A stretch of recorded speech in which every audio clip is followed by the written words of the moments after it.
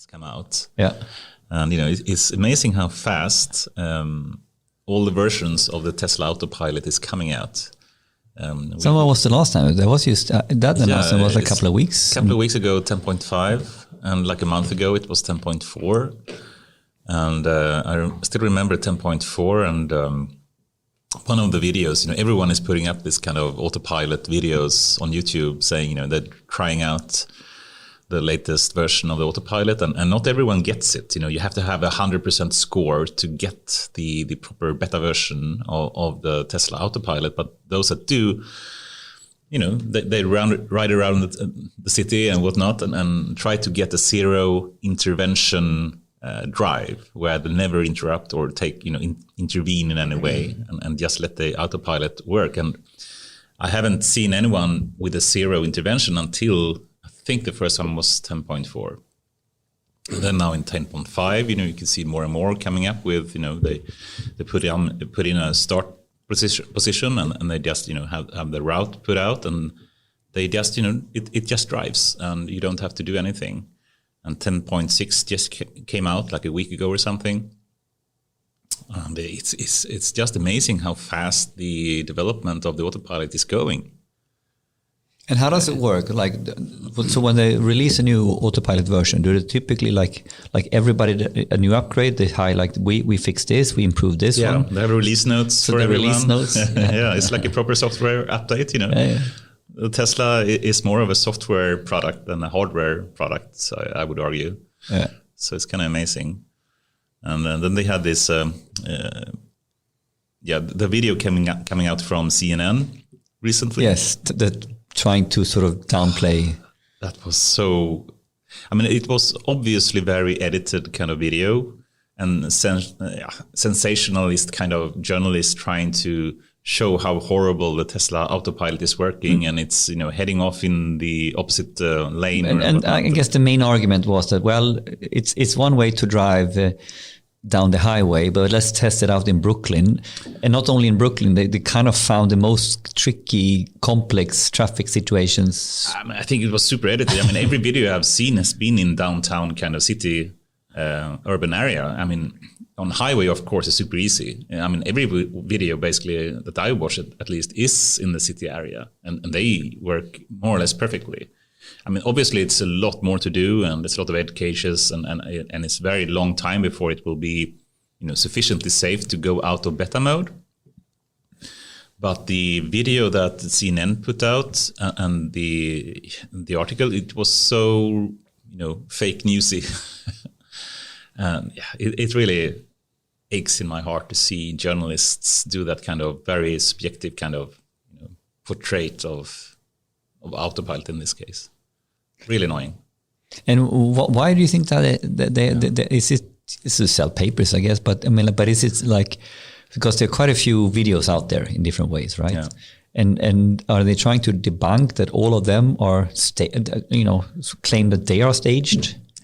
And this was just clickbait, I think. They want to have more traffic, and it sounds good, like, oh, autopilot is horrible, it tried to kill me, and blah blah blah. And of course that get traction, but it's such a subjective view, and I can understand why the newspaper business, if they do this kind of articles, are losing more and more, and it's not a beautiful future if they continue to do this kind of non-objective kind of reporting. And it's not you that is non-objectively pro. Yes, it could be. But I watched so many other videos, and this single one stands out in the extreme towards everyone else I've seen. So in that sense, I don't think that's me being subjective. I think it's them being subjective in this case. It's just anyone can just go to Google and search for some Tesla autopilot kind of video, and whichever one they pick, of course, not every drive will be perfect, but most of them will be really impressive in my view, and certainly much better than what CNN portrayed it to be. Yeah. So yeah, we'll see. What is your projection? Have you followed the release notes, and what are they working on? Where is the things just trying to improve now? Where's the focus from each release? Have you figured that out? No, I haven't really followed the release note that closely. They have some clear theme that they're trying to continuously trying to improve. But I haven't followed it that closely. But one thing that, for example, I've seen a number of the latest version have a problem with is speed bumps. So the visualization, apparently, that they have the big iPad kind of or a screen in the car, and they visualize the different pedestrians and other cars and whatnot, and the stoplights and everything. And previously they visualized apparently the speed bumps as well, but it doesn't do that anymore. But apparently the Tesla Autopilot still slows down before the speed bump, so it must recognize it, but you don't see it in the screen for some reason. And I think this is one of the things they're trying to improve a bit, to properly understand that. I'm guessing now, but that's one of the things I think they are working with, trying to have a better understanding of potholes and speed bumps and whatnot to make sure it's a fluent drive. Yeah, I mean, so in reality now, one of the features, as I understand it, is that if you drive the same road and there is a pothole on your normal way to work, it learns where that pothole is. It does, and it probably collects that from all the cars, the millions and millions of cars they have on the roads today. So they probably have a super great map of potholes. road and potholes and speed bumps and whatever. And then I can't remember if it was the release notes from 10.4 to 10.5. It wasn't the last one anyway, where the commenting was that, well, you can feel the difference here in one certain area, and that has been around the flow and hesitation. So when the car gets a little bit unsecure, does it stop? Does it stop in the middle of a intersection? So like some sort of context awareness they've been working on to sort of be a little bit more fluent and proactive and aggressive. I think they can put it in different modes. One is, I think, is called assertive mode or something. Yeah. And then it's supposed to be, accelerating quickly and driving as soon as they can around cars and whatnot. And it's still very safe, rather safe than sorry in this case. But it seems to be getting increasingly aggressive, at least to the same aggressive level as humans do it. So basically, you can say, please, I want to have grandmother view. I'm defensive in my driving, or I'm Ayrton Senna mode. I'm offensive in my driving. I didn't know that. Yeah. I know. Yeah, I'm so impressed. For one, they have this, Carpathy guy and so many other super talented people in Tesla, and they are doing, the strategic, very interesting move in, collecting data in a way that is very strategic, and they can do that because they have millions of cars on the road, and they can choose that, in some way. It's kind of a lot of other autonomous car companies. They are paying test drivers to drive around the street, and they're paying them to do so. So they go around the street. They have millions of people that actually paid Tesla, not vice versa, to get the car, and they drive around. And they have this kind of report button. So every time the autopilot does something stupid, they push a report button, and then they get perfect training data to improve the model. And they pay Tesla to do it. It's like perfect. It's perfect. Like, how smart can you be? I mean, it's such a smart idea, and they get so much data, not for free. They actually earn money by getting data. It's kind of an absurd model, and so smart. But I'm going to ask you, how much now? We in some ways we feel almost like there is an increase in speed of releases. It seems to go faster and faster. How much do you think that can now also be attributed to their new chip? Right, yeah. Do you think that has an impact here? So they have, their own chips or their own hardware. This is the what's it called now? FSD. FSD. Full self-driving chip. But it's not only that. I mean, one is the actual chip in the car. Mm-hmm. Another thing is on the training side. So we have the Dojo. Yeah, the Dojo. New hardware to do training with...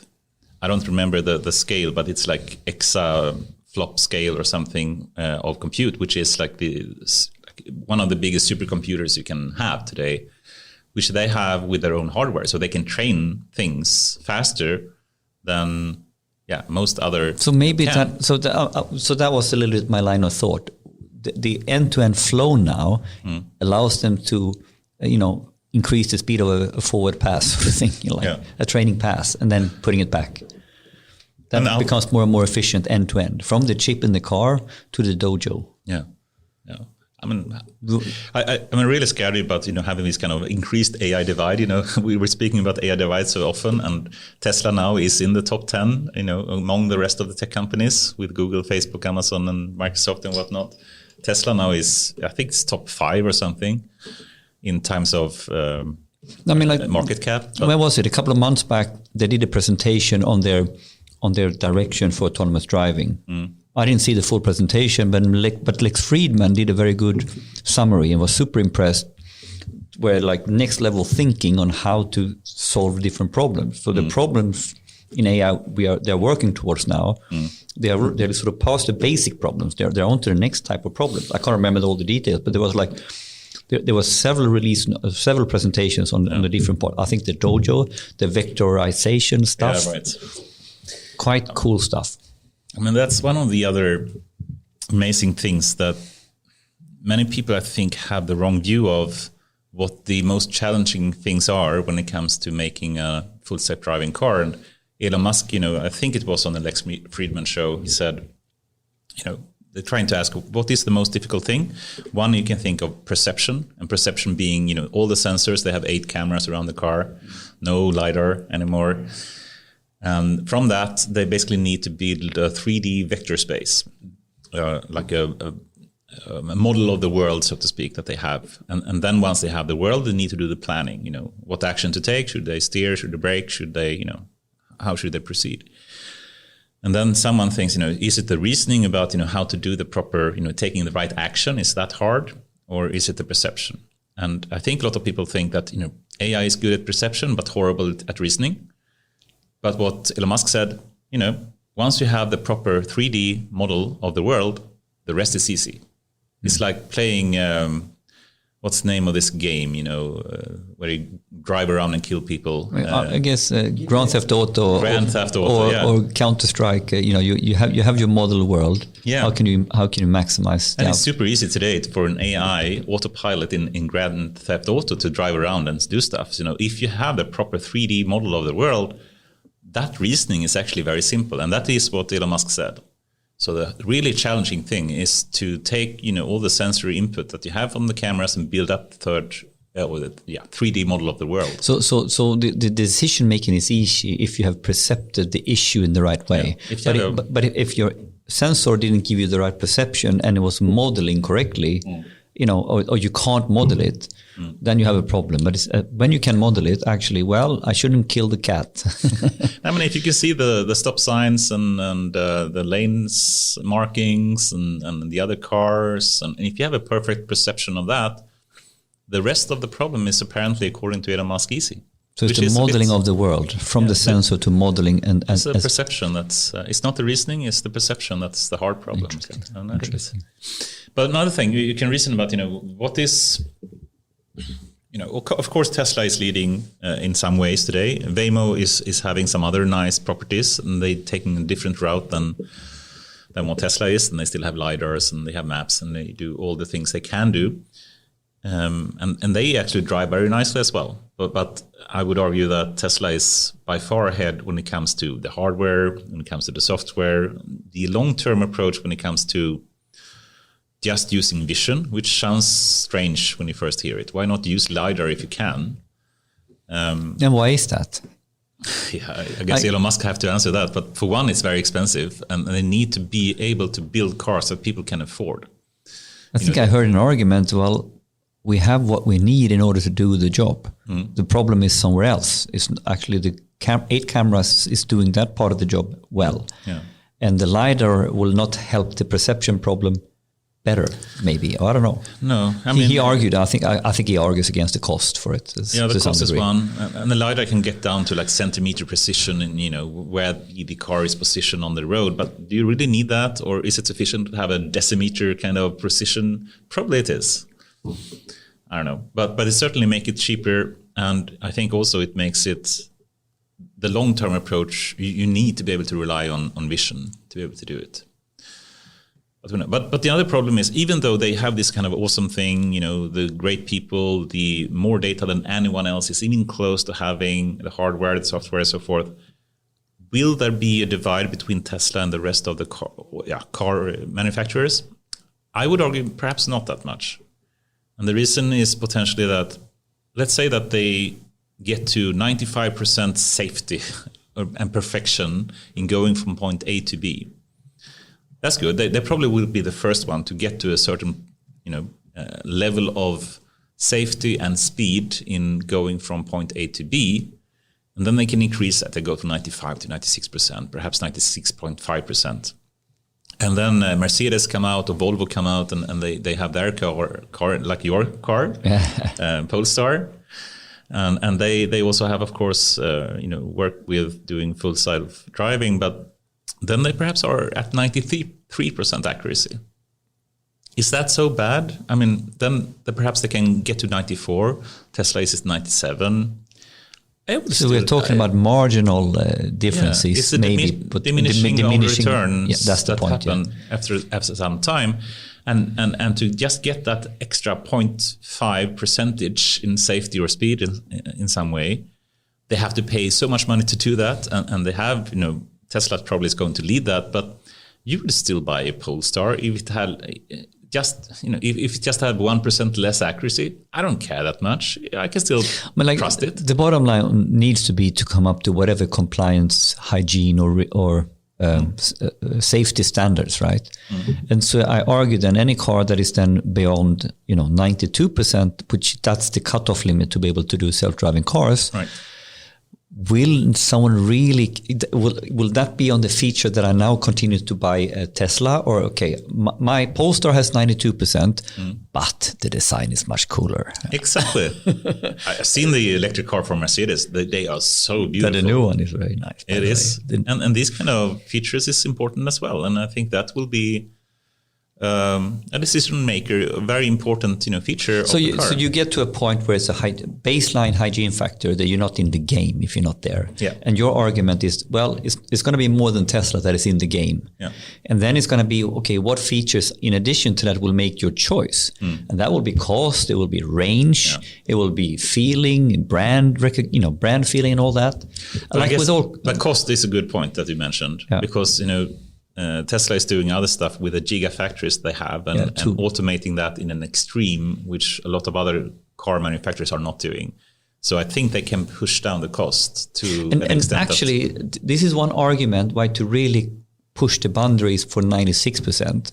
Because if you figure out how to be super sophisticated in getting to 96%, then you can flip the coin. How much cheaper can I go and still do 94? So, but imagine if they can go like 50% cheaper than Polestar. That's the point. That's what I'm saying. So this is like any, you have a new product, you have a product launch. First, it's a growth phase. And then with the growth phase, you have more and more features. Then you come into the maturity stage. And then it's more or less like, how can I compete? And cost is one dimension. Yeah. So the typical then, if you're a leader on the tech and you have realized you're ahead of the curve of how to build it, then you're ahead of the curve to how can I build it more efficiently. So basically, the mindset for everyone else will be to reach the 92%, and Tesla will be in the mindset fastest. How do I make 92% the cheapest? And I think that could then if you think that in the global scale and the macro scale, they have done the gigafactory stuff. Yes. So they have already thought about this. Yeah. So I would argue, now they're pushing ahead, and maybe to push ahead beyond what is needed. Now it's still needed to get to the compliance and all that, but I argue that if you push ahead so you really know you're a master of the technology, then you can innovate on how to make it more cost efficient. Yes, and I think that they already have, and that I think is the real danger when it comes to them having a monopoly or not. Yeah, so the monopoly and the real divide will come that they will figure out how to do the same thing for half the price. Yes. That's the real killer. That's more important than having a bit more accuracy in full self-driving. As long as you're beyond the hygiene factor. Yeah, above a certain threshold. How do we get into this topic? I don't know. Just speaking. But maybe this is a little bit special episode. For several reasons. Yes. So what are they? So yeah, we were supposed to have another guest today, but as many other people, that he got some kind of symptoms, and then you're not allowed to go outside anymore. So we are playing this Corona safe, and we've been playing it Corona safe the whole way through this. Yeah. So that's important. So I guess tonight is going to be a very improvised, even more than usual. Yeah, but then I would argue we actually have an opportunity, because today is a special episode, because we are coming out of the Nordic DAIR Awards yesterday. So so we have a sort of, we can reflect and we can think and talk a little bit special about, I think it's a quite big deal in the Nordics. I think it was a super cool thing. So that's one. So maybe if we would frame, let's talk a little bit about the Nordic DAIR Awards. Let's talk a little bit about the highlights for this season. Yeah. And then any other topics that comes to mind, like Tesla. Like Tesla, and some other highlights over the year and whatnot, and we'll see. Yeah. But extremely improvised then. It's kind of fun, Good. We're just sitting here having an after work, Let's see if we can get Goran into the... Yeah. Are you there? No. I'm super here. I'm just preparing the slides. My voice is a little bit deeper after yesterday. Your voice is deeper after yesterday. That's beautiful. Yeah, he came home at 3 o'clock in the morning, right? Or something like that. I will not comment on that. No, but let's see. Which order should we start with? Should we start with some of the highlights this year to give him some more time, maybe? Yeah, we can do that. So I was thinking a little bit like, we had quite some amazing guests this year. Yeah. So maybe one way of looking at the highlights is a little bit like, reflecting on, the guests and what we talked about and stuff like that. Sounds good. Should we go through them one by one in some way? Or? Yeah, you see. And then we'll see how we do it. So I think the first one was this Björn Pohlman Spenger. Yeah, that's my old colleague and friend. Right. Can you speak a bit more, who was he and how did you know him, etc.? I mean, me and Björn are old colleagues when I was consulting back in sales. And right now, Björn is running a really successful podcast here in Sweden on the future e-business, framtidens e-handel. Right. So we did the classic collab. I was on his show and he came here. And it was really cool because actually I was at his show before he was here. Oh, right. And then we had a theme of what is AI, what's that going to mean to the future of e-business, with very much, the outlook from the e-business perspective. Right. And then we flipped it. And basically, we are an AI pod. And then we and then we could take in more or less the same topic, but, how do you see AI in e-businesses? So in a way, same topic, but, from two different starting points. Right. So for me and Björn, it was especially a good, who was in the both situations. And we talked about a lot of different things.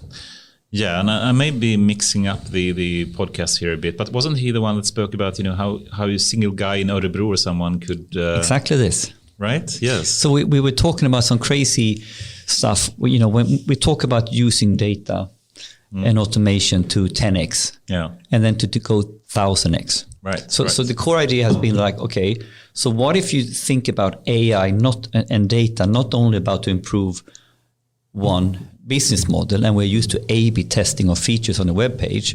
Here we have a guy who's using A/B testing on business models. On business models. It's kind of crazy. It's crazy, right? So the idea then is, well, how can I produce 300 e-business sites, fully functional, selling goods, trying different brands with different types of product mixes.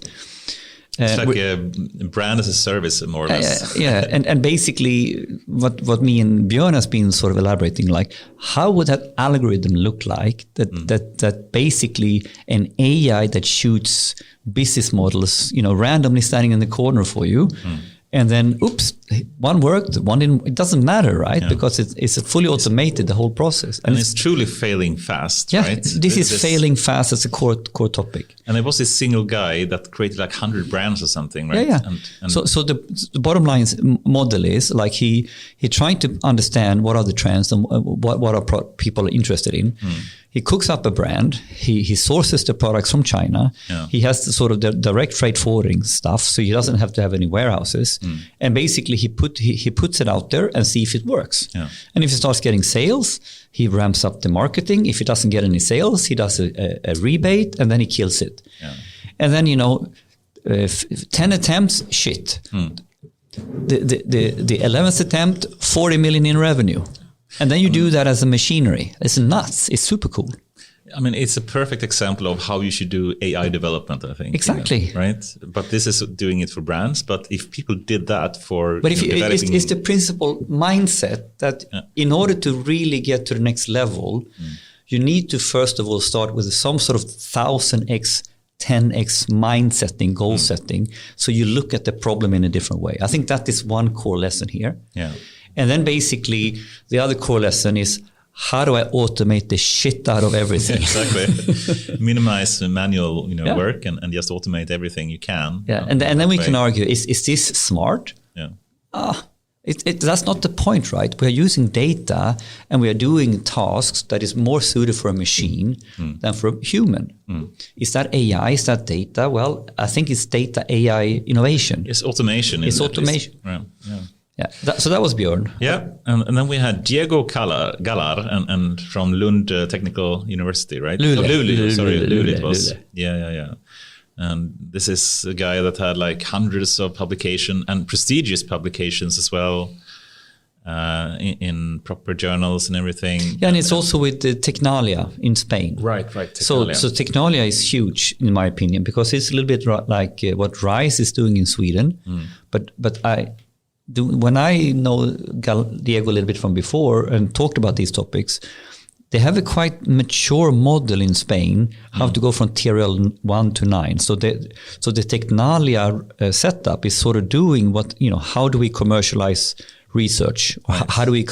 How can we be the sort of bridge between academia and commercial and corporate? Yeah. And that's super cool stuff.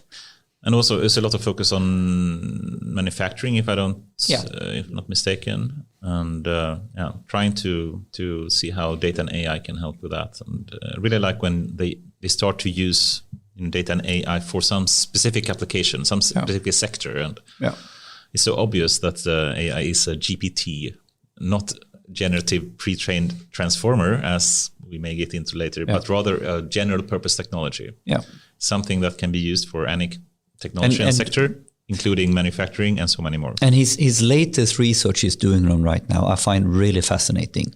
So he talk about the social machine. Yeah. So the social machine is like basically if you have robots in a large manufacturing space. Yeah. So now you look at predictive maintenance and how you support, your workflow, but you're optimizing one machine at a time. Right. So what happens when you connect all the machines and they can talk to each other and they are social in the sense that we are helping out as a team to solve the problem. So you are going a little bit bad now, Mr. Bot A. Robot number 2, I take some of your workload off. Yeah. So how happens when we start thinking networked machines that are sort of, communicating to each other to basically optimize the fundamental output, objective of the factory.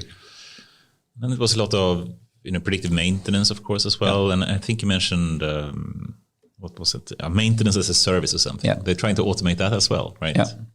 And of course, everything. Diego has talked a lot about the dark factory. So basically, you're getting to the if you take the example of the newest 5G factories in Ericsson's. That is producing 5G right now. Yeah. Very, very few people working in those factories. So how does that work? And cool stuff. Really, and I think the main point here is that it's really cutting edge, but it's done. It's being done. Yeah. It's not fiction, right? It's being done. It's working and it's being it's in production, right? It's in production. Cool. And then we had Module AI as well. Or how do you say that? Module I? Module I. You're the only one having a problem with that. Module I. What's the fuck? Well, what's the problem? Module I. Okay. Whatever. And we had Erik and Magnus here, right? I believe. Or was it? Erik, Magnus, and was it the third guy? That's rude. Erik and Magnus. Emil as well. Emil. Yeah. Yeah, and by the way, I know that you basically, should I tell you, I think you emptied the the freezer in the fridge that night. Yeah. We were a number more people than usual as well. Number more people as usual, but we need to add that we had some really good music going on. It was a really nice after work. Yeah, and we have Eric, who really is a virtuoso on the piano. And we were so jealous of you guys. Both you, Henrik, and Goran are so great musicians. Not like Eric. And we were sort of sitting here, watching on the as we do, like having some music on and we were watching. I think it was what's the English piano player? The guy, the famous Rocket Man. Oh, Elton John. Elton John. So, let's have some Elton John. And then Eric comes up and rocks away one of the Elton John songs. And we're like, what? That was cool. Very cool. Yeah. I'm so jealous about these kind of people. And the background, Module I is, maybe one of the top machine learning agencies or consultancies in Sweden. And they're basically a startup based on Klarna people. Right. So a number of super talented people. One of the best consultancy when it comes to machine learning and AI. And quite interestingly, I think they made a strategic path. We want to work with machine learning. We are not trying to be a one-stop, IT shop. We are hardcore machine learning. And I really think that is quite interesting, right? That can you be for everyone, or can you be on the level of technology, expert on everything? Maybe not, right? So we say, machine learning, that's our thing. Yeah. So go to us when you really want that. I kind of like that. I think it's super cool. That's good. Cool. And then we had Olof Granberg from ICA as well. Olof. And I was sitting next to Olof yesterday. Shout out to Olof at the Nordic Data Awards. Oh, nice. Yeah. How was he doing? He was doing okay. They've been doing a lot of great stuff. And he was updating me yesterday that they've been working on the ICA AI Academy or Data Academy. Yeah. So they're doing a push in ICA right now to educate broader. So this yes. Okay. So they're doing a lot in order to basically work with data and AI literacy, so to speak. Yeah. And they're doing it very smartly, right? Because they're not only doing generic training, but they're doing it in the context of ICA. Right. How does it work at ICA? And they're very much doing it. Right. Pizza is here. Oh, pizza as well. So they're very much doing it sort of. Nice. I thought it was brilliant because they're doing this is data for rookies. Yeah. And the cool thing is like they've been sort of marketing it and as he said, we had 170 people at the last training session, and none from the sort of family. So the nerds didn't go because there was introduction. So business people, so they in some way managed to take away sort of the how should I say, the stress or I don't know. I mean, like they managed to make it inclusive. Yeah. Really good. It's an important learning, I think, for so many companies that you need to have the full company having, they don't understand the details of it. It's just like, to drive a car, you don't need to understand how the carburetor is working, but you need to know how to operate it and what you can do with a car. And I would say the same applies for AI. You don't need to understand how to build an AI system, but you need to understand how to use one. I mean, like, I for me, it boils down to, at some point, we're going to get algorithms into our processes. We need to train our people to work in that environment. Then we have the people who are thinking about, how do I make my experience more efficient? We need to know at least the art of possible. I mean, like if you don't know data, if you haven't thought about what can be done with data, you are stuck with the way a certain process was set up because it had to be done in this way, because then it was an analog process. And then when we computerized, or digitized, whatever you want to call it. Let's not go there. You know, it's the analog process. We're agreeing on this, right? Yeah. Digitize is when you just lift and shift, and digitalize is when you do it properly. Yeah, right? but now I'm getting bashed from someone else now. Really? So the last one was now digitization or digitalization. That's the same shit. You need no. The hook. You need to talk about digital transformation. You know what I mean, right? Yeah, but I actually have avoided that. This is my tip to you. I'm avoiding that topic completely because I say we have an analog system, and we're working with, now I use computerization. I don't even go down that rabbit hole. I say computerization. So we put data on top of systems on top of our analog process. I don't know what, but that's the point, right? So a good education, in my opinion, and I think Olof, I think we share the same view, is basically helping people to expand their innovation ideas of what, you know. So I'm thinking about my domain, I'm thinking about my core process, logistics, warehousing, customer experience. And then and then what do I need to know around data and AI? How much do I need to educate someone for someone that could start thinking about, well, now I understand what data can do. So now I know I have a very data intensive manual process that is completely shit. That should be a good use case. Right. This is where you want to go to, I think. Cool. And I really like when, companies like ICA and traditional Swedish companies is starting to really pick up on using data and AI properly and building up a proper understanding, throughout the organization to really make that happen. And we could now jump to, ICA won one of the awards yesterday, right? Yeah, right. So ICA got. Should we jump to that? Yeah. We could just do it opportunistically, and then we can come deeper back into. Let's do that. Or maybe was that stupid? Was that too much jumping? No, but then I can take a pizza. Yeah, but I know why you did that. I know. So good. Okay, Goran, did you have some slides to put up, or? Yeah. So I'm working on it right now. I'll put it. So for people who don't know, we have the first inaugural Nordic DAIR Awards. So Data AI Readiness Awards. We need to help each other now. We're going to eat pizza and so And it's playing on the Academy Awards, and this is the Academy Awards, but for data and AI. Yeah. Right. And it was a proper awards ceremony with artists like Sarah Dawn-Finer coming to Vasateatern. And invited 100 people, but then some people stayed home because of Corona, but still lots of people, close over 80, 90 people or something. And it was a proper... it was a proper black tie, optional. So we were all dressing up, most of us. Some more than others. Than others. Goran had the horrible red shoes as usual. And an even worse jacket. That was one of the most ugliest thing I've seen. Thank you for that. I shall remember. No, I want to buy it from. I want to have that one as well. I don't know, but Jasper wanted to have it, so I don't know. but how did you define? It's like a floral dinner jacket, a floral smoke tuxedo. Yeah. So the point was that Errol is showing me. So a couple of weeks ago back is. Hey, we should have this. Black tie optional attire on the award ceremony.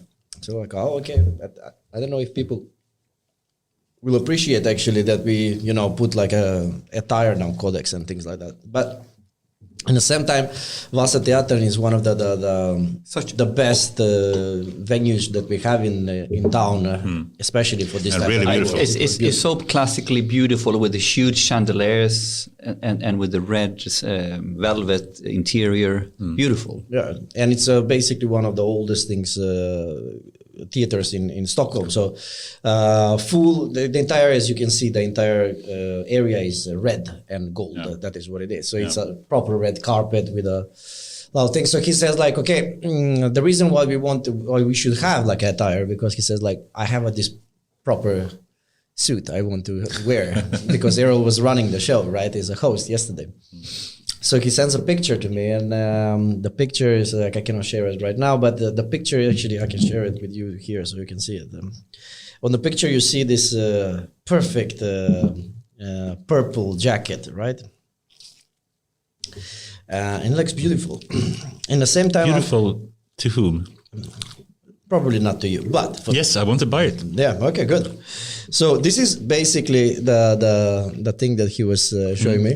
So if you look at the inside of the jacket, Did you wear it inside out or? no. So I then I knew that. So one of my favorite tailor, or basically designers who are actually making suits, because I'm in this phase right now. I'm 40. I don't give a shit anymore, right? You're youngest person here. Yeah, but still, I stopped. You mean giving a shit. you have come up to our age when we don't give a Yeah, that's you can call it like that. So I'm trying to explore a little bit more like wild part. It was basically when I was 18, I was a person like that. I would do crazy things on the stage. I would go with wigs and all of these things and etc. I was trying to do a couple of when you were in the band. When I was in the band, right? So I have this tailor. He's it's called Twisted Tailor. They make suits. Okay. And usually they're really, really, punkish, grunge, alternative rock type of inspiration. And they're quite floral as well. So when I saw his jacket, I knew that there is a jacket from Twisted Tailor that will suit perfectly, because it was the inside of his jacket was the outside of my suit, and I just bought it. I ordered it. It came, and we had like a great laugh about it. And I don't think it was a hideous. It didn't match the red shoes though. No, it didn't. No, it didn't match the red shoes. That I didn't see it. I didn't see that. It was beautiful, Goran. No, but the red I was shoes very didn't jealous. go. I wanted to have one as well. Yeah, I will buy you one for when is your birthday? No problem. Twisted Tailor. That is the thing. I should have the Kevlar jacket next time. Though. Oh yes, did he tell you about the Kevlar jacket? I know he ordered it, but it was too small, right? Yeah, but I'm getting the you're proper fixing size. it. Yeah, yeah.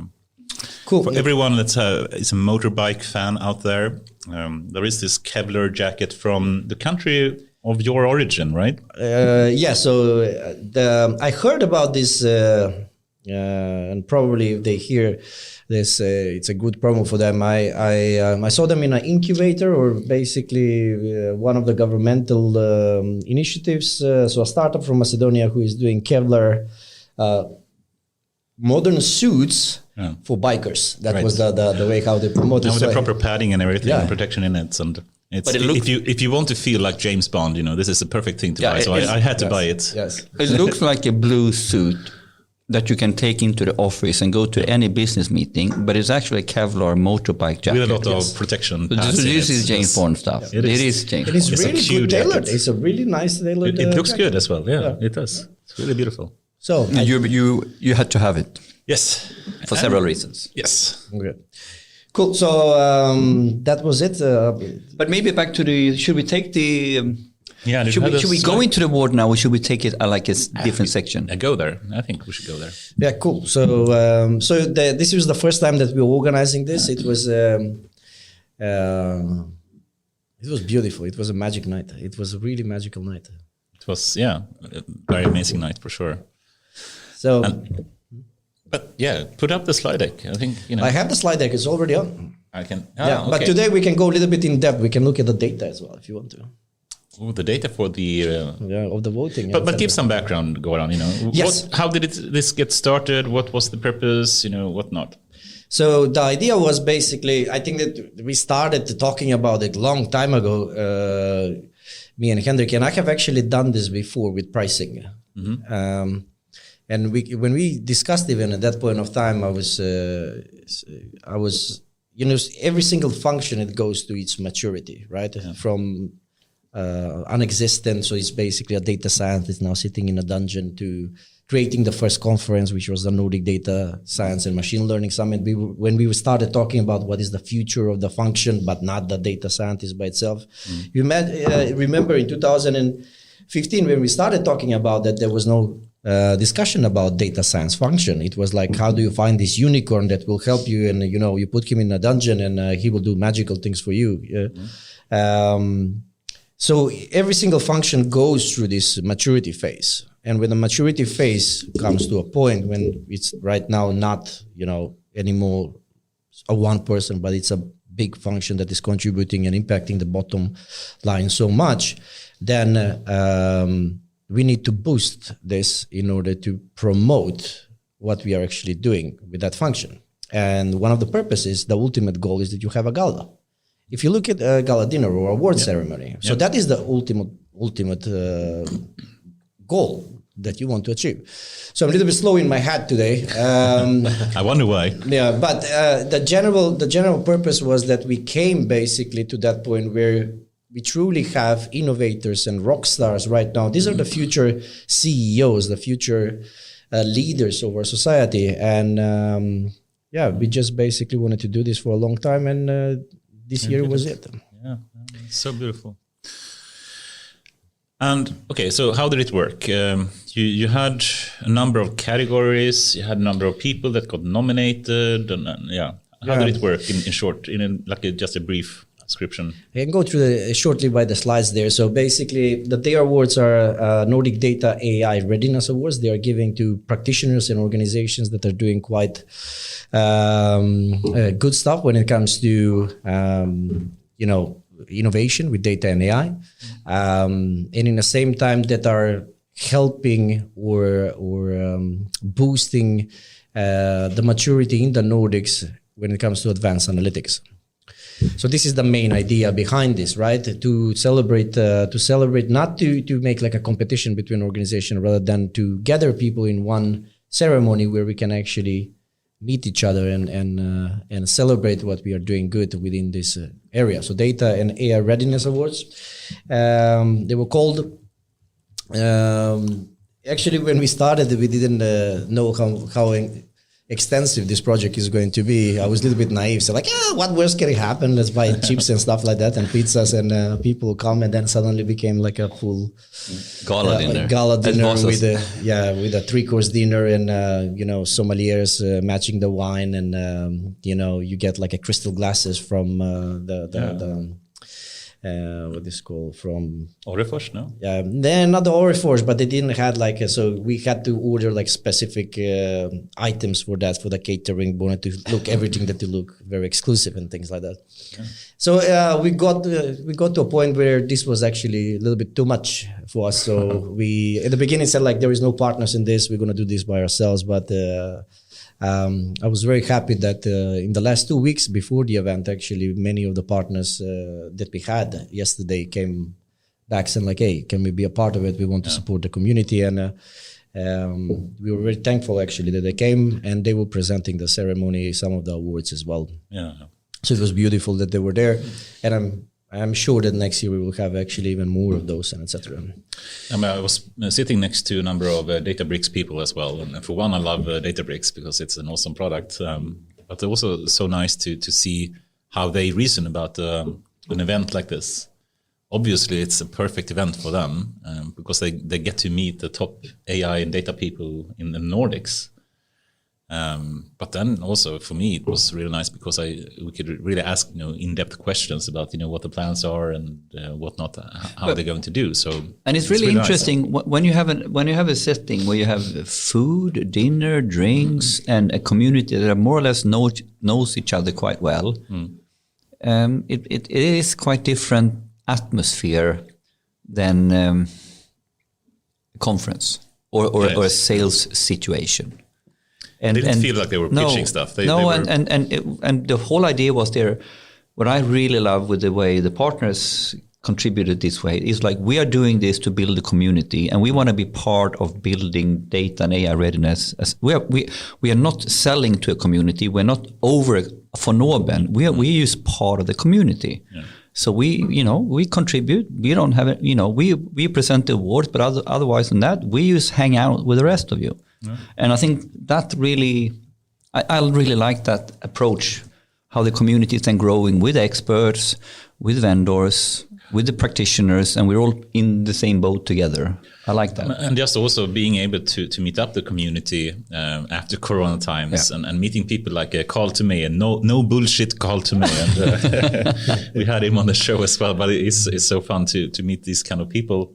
that you may not meet that much otherwise, especially in these times. So that's awesome. Yeah, it was a magical day. It was a real powerhouse of data analytics and AI there, and I don't think that even the partners realized that this is beautiful. This is great, because yesterday there was no partner, there was no there was no sellers, there was no buyers, there was no like managers and etc. It was just the community. Everybody was sitting and eating the same thing. They were experiencing the same thing. It was beautiful, right? And this is what is the purpose of everything that we do, including this post, is actually to boost the community and bring them closer together, because that is the only thing that we are talking quite a lot here about the AI divide. But if we want to close that divide, is actually what we discussed yesterday a little bit more, and that is those things. So the purpose, the mission, what do we want to do, what do we want to change, the people and the know-how, bringing them together, the community, and then on the end, what do we actually derive with the value? Just getting a beer. Yeah.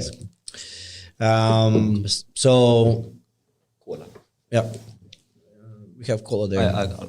But this was basically the main part with it, so to say.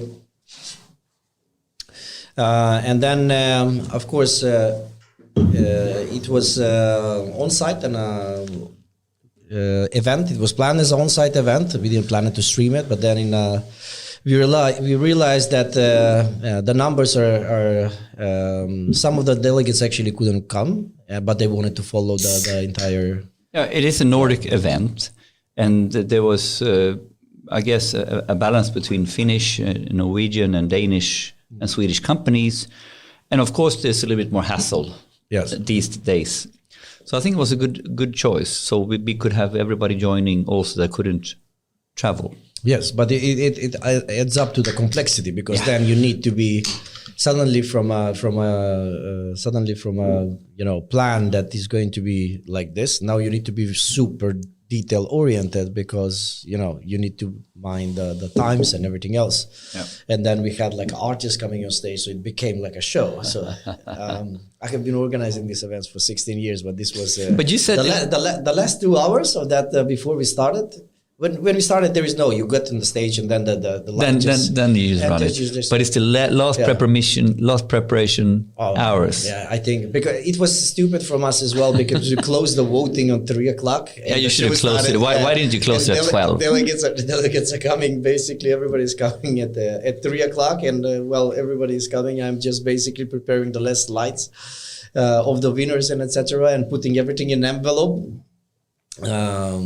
Now the last 30 minutes before the show, I think it was like really a killer. But you said it to me yesterday that you have organized a lot of events, but for you this was a little bit a different experience, a new learning. This like a gala dinner with the Sarah Dawn Finer, with the band and the whole setup. I was not ready for some of these things. I can tell you, I was a little bit naive in this, but it was a very good learning. Actually, it was a super good learning, because it's what is called like the interesting part is that when you have a hybrid event, right, and plus the awards are a little bit emotional. They're a little bit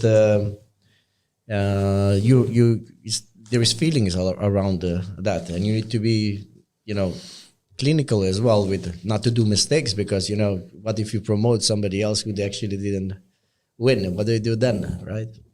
So it's got quite a lot of the responsibility is much higher, but in the same time it felt like a party. It felt like we are there, everybody was dressed up and etc. So it was beautiful. But everyone except Kai, who came in a t-shirt. Yeah, he needed to stand out for sure. Shout out to Kai. Kai, shout out to him. But it was a really nice t-shirt, Skynet on it and whatnot. And I did the mistake to sort of go up to Kai like a little bit like, Kai, don't you own a tux, or don't you own a smoking? And he looked at me like, and I got the boot, whip, rightfully so, dude. I've been to all these awards for too long in the sort of, marketing and in his old. So he's been to a lot of awards, so that was not the point. So the point was basically that it was right for him. I applaud him for it. I would have loved to go in t-shirt as well. Yeah, but imagine going to the proper like Academy Award in a t-shirt. You haven't seen anyone doing that, right? Someone maybe? Maybe, but it is. I mean, if you really want to stand out and etc., and you want me to make a statement, it's fine. But I think that it was a great thing that we actually dressed up yesterday because it felt like we were celebrating something. And but at the same time, when you do that, you need to want to do it for the right reasons. And if I think also the point is, okay, it's black tie optional. You can be really strict about it, but at the heart, we want to have a safe space and we have fun. And if you don't feel comfortable in a suit, don't wear a suit. I don't give a shit. I wanted to celebrate, so I felt good. And you looked very sharp yesterday. Yes, you look super sharp. Yeah, super sharp. So let's move on a little bit more. So the reason why we were doing those, basically, when we started earlier this year, we started with the top 100 list that we introduced. And the idea with the top 100 list, it was not actually to promote the top 100, the best in the best, rather than to just show 100 people. Every year we wanted to show 100 new people, introduce 100 new people in the Nordics to the community so we can bring the community closer. So it's not like to build like, number one. When we started with the list, because it was a wrong name, right? At the beginning, it was the top 100 in data analytics and AI. And then basically there was immediately feedback because, somebody, his last name starts in the, I don't know, Zeta or something like that. And then it ends up on the end. So like, why am I number 100? How is this guy like on 50 and I'm on 100? So like, yeah, but that is not the purpose, right? So we had to change the name to the 100 list of people that you should know within data analytics and AI. This is the long version, right? In the Nordics. So the idea with the list was actually to promote 100 people within the industry and bring it closer. Because if you read that list, it's not about the names, it's actually about what they have done, but we actually went into depth to ask them personal questions. So who are you? What is your dream? What is your passion? What do you want to do? Because the only way how you can bring people together, if people understand who is behind the mask, right? We all hide behind our bios, on conferences, they send you and you put the perfect bio that you have worked 1 month to to put it, or a PR department has done it for you. But it's different when a person will actually promote, who they truly are. So we wanted to promote that, and it was great. And it was really, really appreciated by the market, right? It was beautiful. It was one of the best things that we have actually done. And as a part of that list, there was like a one sentence. So like, the top 100 will go directly into the list of nomination for the DAIR Awards, because I had it in my mind that we're going to do the awards, but I was like, when we're going to do it, I don't know exactly. Yeah, so you were sort of opening up for the awards. Let's see how it's going to, we were talking already with Vasa Teatern about possibilities, but we were not that. And then in 1 month, everything just basically became very crystal. We need to organize this and etc. And I believe we actually spoke here on the After Work podcast in, a year ago? That we need to do this. Yeah. But I need to point out on this slide, because I think it's we didn't put up quite a lot of focus on it. The main ambition is actually to foster talent. In order to foster talent, we need to provide a feeling that the people that were there yesterday, they are the modern rock stars, right? We need to make them idols to somebody in order to foster talent, right? Something to look up to. And I think that we did. We have a lot of people right now that can be a role models for every single kid out there. Drop your mobile phones and look at Carl Tomé. It will be nice, kid. That would be awesome. Then we are basically doing this for driving the data and AI innovation forward, of course, in the Nordics. As I mentioned yesterday, I believe right now we are becoming really the powerhouse of one of the leading regions within this area. In the Nordics or Sweden? Or I would say Nordics. We are starting. So not Sweden, or the Nordics is really becoming like very, very advanced. Yeah. Of course, you have now, it would be great if the government is doing some awesome stuff as well, like they're doing in France and in Canada. So we can attract, yes. Because one of the things is we are saying fostering talent, but what about keeping talent here? Because we have a lot of, what was called? brain spill. What brain drain? Brain drain. Yeah, exactly. That are going to different countries and etc. So we need to keep the know-how. We need to keep the talent here. We cannot drive AI innovation without talent. But right? maybe share a little bit about that, because I know you've been sort of looking into benchmarking the state of data and AI conferencing, so to speak, in different parts of the world in terms of sort of what is presented, or what is the sort of main focus and storylines in different parts. Simply, to a little bit understand from when we did the Nordic DAIR Awards and how to look at it. I think that right now we're organizing events for the Middle East and Africa, for the Nordic region, Central Eastern Europe and JPAC. So it's quite a lot of area. We are not doing still anything in the United States. And we just started with APAC and Middle East. With APAC, we opened a company like 2 years ago. It's called Quadrants, who is the official distributor of hybrid conferences for the APAC regions. So we started there, and then we are going in Middle East. We executed the event. So we did like also quantitative and qualitative research, speaking with practitioners actually to measure the maturity. So this is how it is. So if we are looking at the Middle East has a lot of money. So the technology for them is not the problem at all. Maturity-wise, they are way behind. So for example, this year we were talking about data foundation feature stores, GPT-3s, data fabrics, data meshes, data ops. Those things there are completely out. So we actually launched now that we have data innovation in March, and we started with one agenda. We wanted to push the market a little bit more, but the market actually pushed back. So like, okay, you cannot talk about machine learning here. Let's start with analytics and data science. Okay. This is actually how it is. So they have quite a lot on a governmental level. They are very advanced because, like Saudi Arabia and Egypt and Emirates and etc. They're really investing quite a lot on a governmental level. They're putting quite a lot of efforts in this. Oh. But when it comes to enterprises, it's a little bit lower. And then the APAC market is quite different story because it's quite wide as well. So you have some very advanced countries. Perhaps you need to explain what the APAC. Yeah, so Asia Pacific region. Yeah, Australia and so that. So there you also actually have. So if you look data management, this will bring you know exactly where you are. The biggest challenge is master data management and data governance. 2017-18. 2018. Yes. 18 in Sweden, we had that. Yes. That was the main discussion. And then you have some great conferences on data science and etc.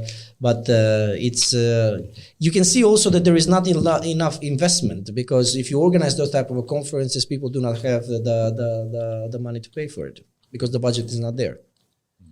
But so you mean the conference and training budgets for people to educate themselves? It's going to be on the bosses. So in Sweden, in the Nordics, what is beautiful for us is that you have most of the people that go to conferences are actually the doers. That's nice. Okay? If you ask an organization to speak, they will promote and put the doer to go on stage. Practitioners, the doer. Middle East and APAC, you invite the right person, the data scientist. Either the head will come or nobody will come. That is how it is. So it's still hierarchical, etc. And I think it's going to come sometime. So I'm not judging the way, because that is basically cultural and traditions and everything else and how they're organized. It's still linear, hierarchical, that is. But until they boost you remember what? The practitioners, this thing will not happen. Because the reason why we are here with the Nordics is because the practitioners are actually the one that are deciding. And it has a little bit to do with, if we go into Swedish culture, of both the whole culture of consensus, that the whole team and, we were trying to make this consensus decision making. And then in the large enterprise in Sweden, our culture states a little bit like the manager stays on their level and they're trying to push the decision where it is relevant to take the decision. It's like a Swedish leadership kind of thing. Is it Swedish or Nordic? Yeah, Nordic perhaps. Scandinavian, yeah, something like this. Yeah. So, and by the way, if you wonder why I'm sweating, this is really spicy stuff. I'm sweating because of the pizza and the salami thing. It's really spicy. But I mean, one analogy we can do. I mean, actually, we did it yesterday. You know, when you have an awards dinner or a gala like this, and which one is the most famous award in the world? It's the Oscars, right? And you think about Hollywood and the movie industry. Who do we celebrate in the movie industry? We truly celebrate the practitioners. Right. I mean, like that's what makes up the whole. If you don't have the right director, if you don't have the right producer, if you don't have the right actor, if you don't have the right manuscript, you will not have a box office success. So you will not have a company. I mean, you said this before, and I think you really nailed it on the head really nicely. I mean, you don't put up the executive producer of a movie. You actually put up the practitioners, you know, for the Academy Awards. And I think that's something to be... Yeah, we should be inspired by that. We should reflect on that, what that means in terms of organize and how we drive decision making if we want to accelerate. Yeah. Because it's a little bit. I remember in Vattenfall we had a CEO who was asked, "Oh, should we have central decision making or decentralized?" And I think his answer is spot on. We should make decisions where it's relevant to make that decision. Right. I think that's beautiful because it's not relevant for the CEO to make a GPT-3 versus MT5 decision. It's really not. And I'd like to compare it with MT5 as well. That's good. Yeah. Good. He's learning. Yeah, but GPT-3 is not multilingual yet, but at some point, perhaps. Yeah. And CEO should not make that decision and go for GPT-3. No, that's the point. You should never go for GPT-3. That's another discussion. but and I think that is, I mean, like I've called this, that the revolution, I've called out, my prediction in this is that to succeed with data AI transformation is a middle out affair. It's the practitioners or there is several analogies. You can do the Hollywood analogy. You can also make the football analogy that who wins Champions League is based on the coach. And then the coach needs to have the grit and smartness to recruit the right team. Yeah. And then he needs to organize the team in a certain way. And then in the end, the practitioners needs to do the game on the field. Yeah. And ultimately, this is the player coach level, middle manager, middle out layer, if I translate that to corporate world. So here is a little bit like, to succeed, you need, of course, to have top management with you. But the way to get it with you is that you have the right producers, directors, vision, who can then act and get the right directors, who can then get the right actors, who can then get the right, so, and I think this is an interesting, right? Right now, Nordic is doing quite well, and maybe there are more cutting edge areas somewhere else. But if we look at per capita, if we look at the Nordic region, digitalization and what type of services we have and all that, and the average maturity. Of corporates. I think it's this middle out, and quite a lot of like the practitioners are allowed to go, and the practitioners are allowed to drive it. We certainly have a very nice track record in Sweden and the Nordics when it comes to building unicorns and startups. So I mean that is working really well, and we have great universities and people with proper skills coming out of that. The only problem is we need to keep them. When they move from a startup to a scale up and to avoid is the wrong term, but to not get all of them acquired by a big tech giant is something that we should think about. I think to actually keep the talents in the Nordics is something we need to figure out. That's the problem. But we can get the talents. We have the proper universities. We have the environment to do the startups. We have so many examples of that with Spotify and Skype and. But we have some areas with major Minecraft friction. But at some point, they leave Europe and Sweden and the Nordics because of the brain drain problem, and that is something we need to really, seriously consider. I would say. Yeah, but so also this for the DAIR Awards. I mean, like you can argue how many different categories could we have?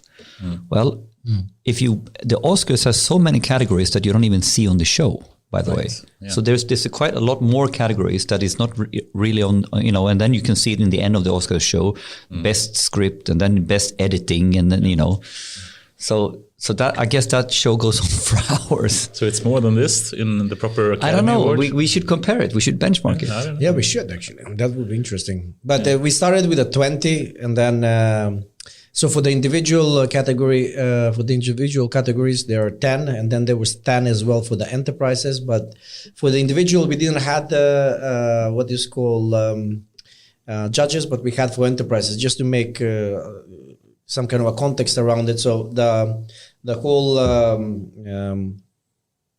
timeline of the process was that people will nominate themselves or somebody from their colleagues via our webpage, and then they, as soon as they are nominated, they basically enter the competition, which was so we collected the nominations between I believe it was between April and to October. And after that, we released it from November. We released it for public voting. So it's been basically the public voting was only 1 month. So that was the individuals directly went into the list, right? Public voting Public directly. voting, yes. We just segment them based on what they have decided where they want What to categories? be. What categories. But for the enterprises, it was hard because in order for this to make sense, you actually, the project needs to really show some kind of a value. And for that, I'm not an expert, so we called upon experts. So we had judges, around 20 of those, that actually evaluated and added some good best case studies, so we can make actually 3 per category. So for the enterprises, we didn't have so much nominations this year. I would like to see more, but in general, we managed to put like at least 3 per category. And that was the judges basically. I mean, I'd like that you have both individual and enterprise. Perhaps does it need to be enterprise? Couldn't it be like just organizations? Yeah. So I mean, the main distinguished, like how do you divide it was between like individual and a company. Yeah. So how do you name the company? Yes, it's a organization or project could be another way, because public sector project is not, because then it's like because you have, for example, data for good. That is not a project, right? No, okay, I liked it. So it's organization, but I think the core comment here is that organization maybe is a better word. Yes, because you have public sector is not always feeling not an enterprise. No, they don't feel at home. The tax authority should be a good nominate here, and yes, and they may not feel like they're an enterprise properly. Yes, it's a good note. Well noted. We'll change this. Yes, of course. That is actually good, though. But we were addressing the company or organization, not the enterprise. Because if you see in some of the categories, you actually have like a company like Soundtrack, your brand, going head to head with IKEA or something like that. So it's a miles difference in how you would. So you had non-enterprises already. Yeah, exactly. So that is a wrong word, actually. Enterprise is a wrong word. But in general, so the judges said like, hey, Goran, this is too much. I think we should cut it. So we cut 3 of the categories. Otherwise, it was 10-10. Yeah. And it would have been another half an hour. But I think that there is quite a lot of things that there, for example, in the organization categories that we can put. So, for example, there is, I would like to add like 3 maybe for one best technology provider, best service provider. Right. Yeah, based on a ranking by the customers. Favorite, our favorite piece of tech. I love it. Yeah, the favorite piece of tech, and then it would be great because it's about them as well. Yeah, and it's the whole community popular vote. I think that's pretty cool, and it's not it's by the practitioners. What's our favorite tech? Oh, and then we can have Julia. What's our favorite language? Like an organization I would love to see here, because I think they've done so much for AI in Sweden specifically, is Kungliga biblioteket, National Royal Library. Yeah. I mean, they should, for next year, we have to have them there, I think. But they need to nominate themselves, or somebody need to nominate them. I will nominate them. I cannot put them there. It's your job then to make sure that we have the right people on the list. Yeah. I mean, good. There was a lot of names, people, and organizations that actually didn't make even to the list because they either didn't nominate themselves or nobody have nominated them. And we didn't want to nominate anybody because we wanted to be completely out of the decision-making tree. So I hope that what we did this year will actually foster some ideas. It was a next year learning is curve. going to, exactly. So I think it was a great start. Next year, I believe, is going to be much bigger. So let's see how it's going to go. But we can go. This if is it's the same, I'm happy, Goran. If it's the same, I'm super happy. Actually, I liked it that it was. Man, it was so beautiful. It was like a family almost. It was really, really nice. And I think many of the people said, like, don't scale it. Keep it. Yeah.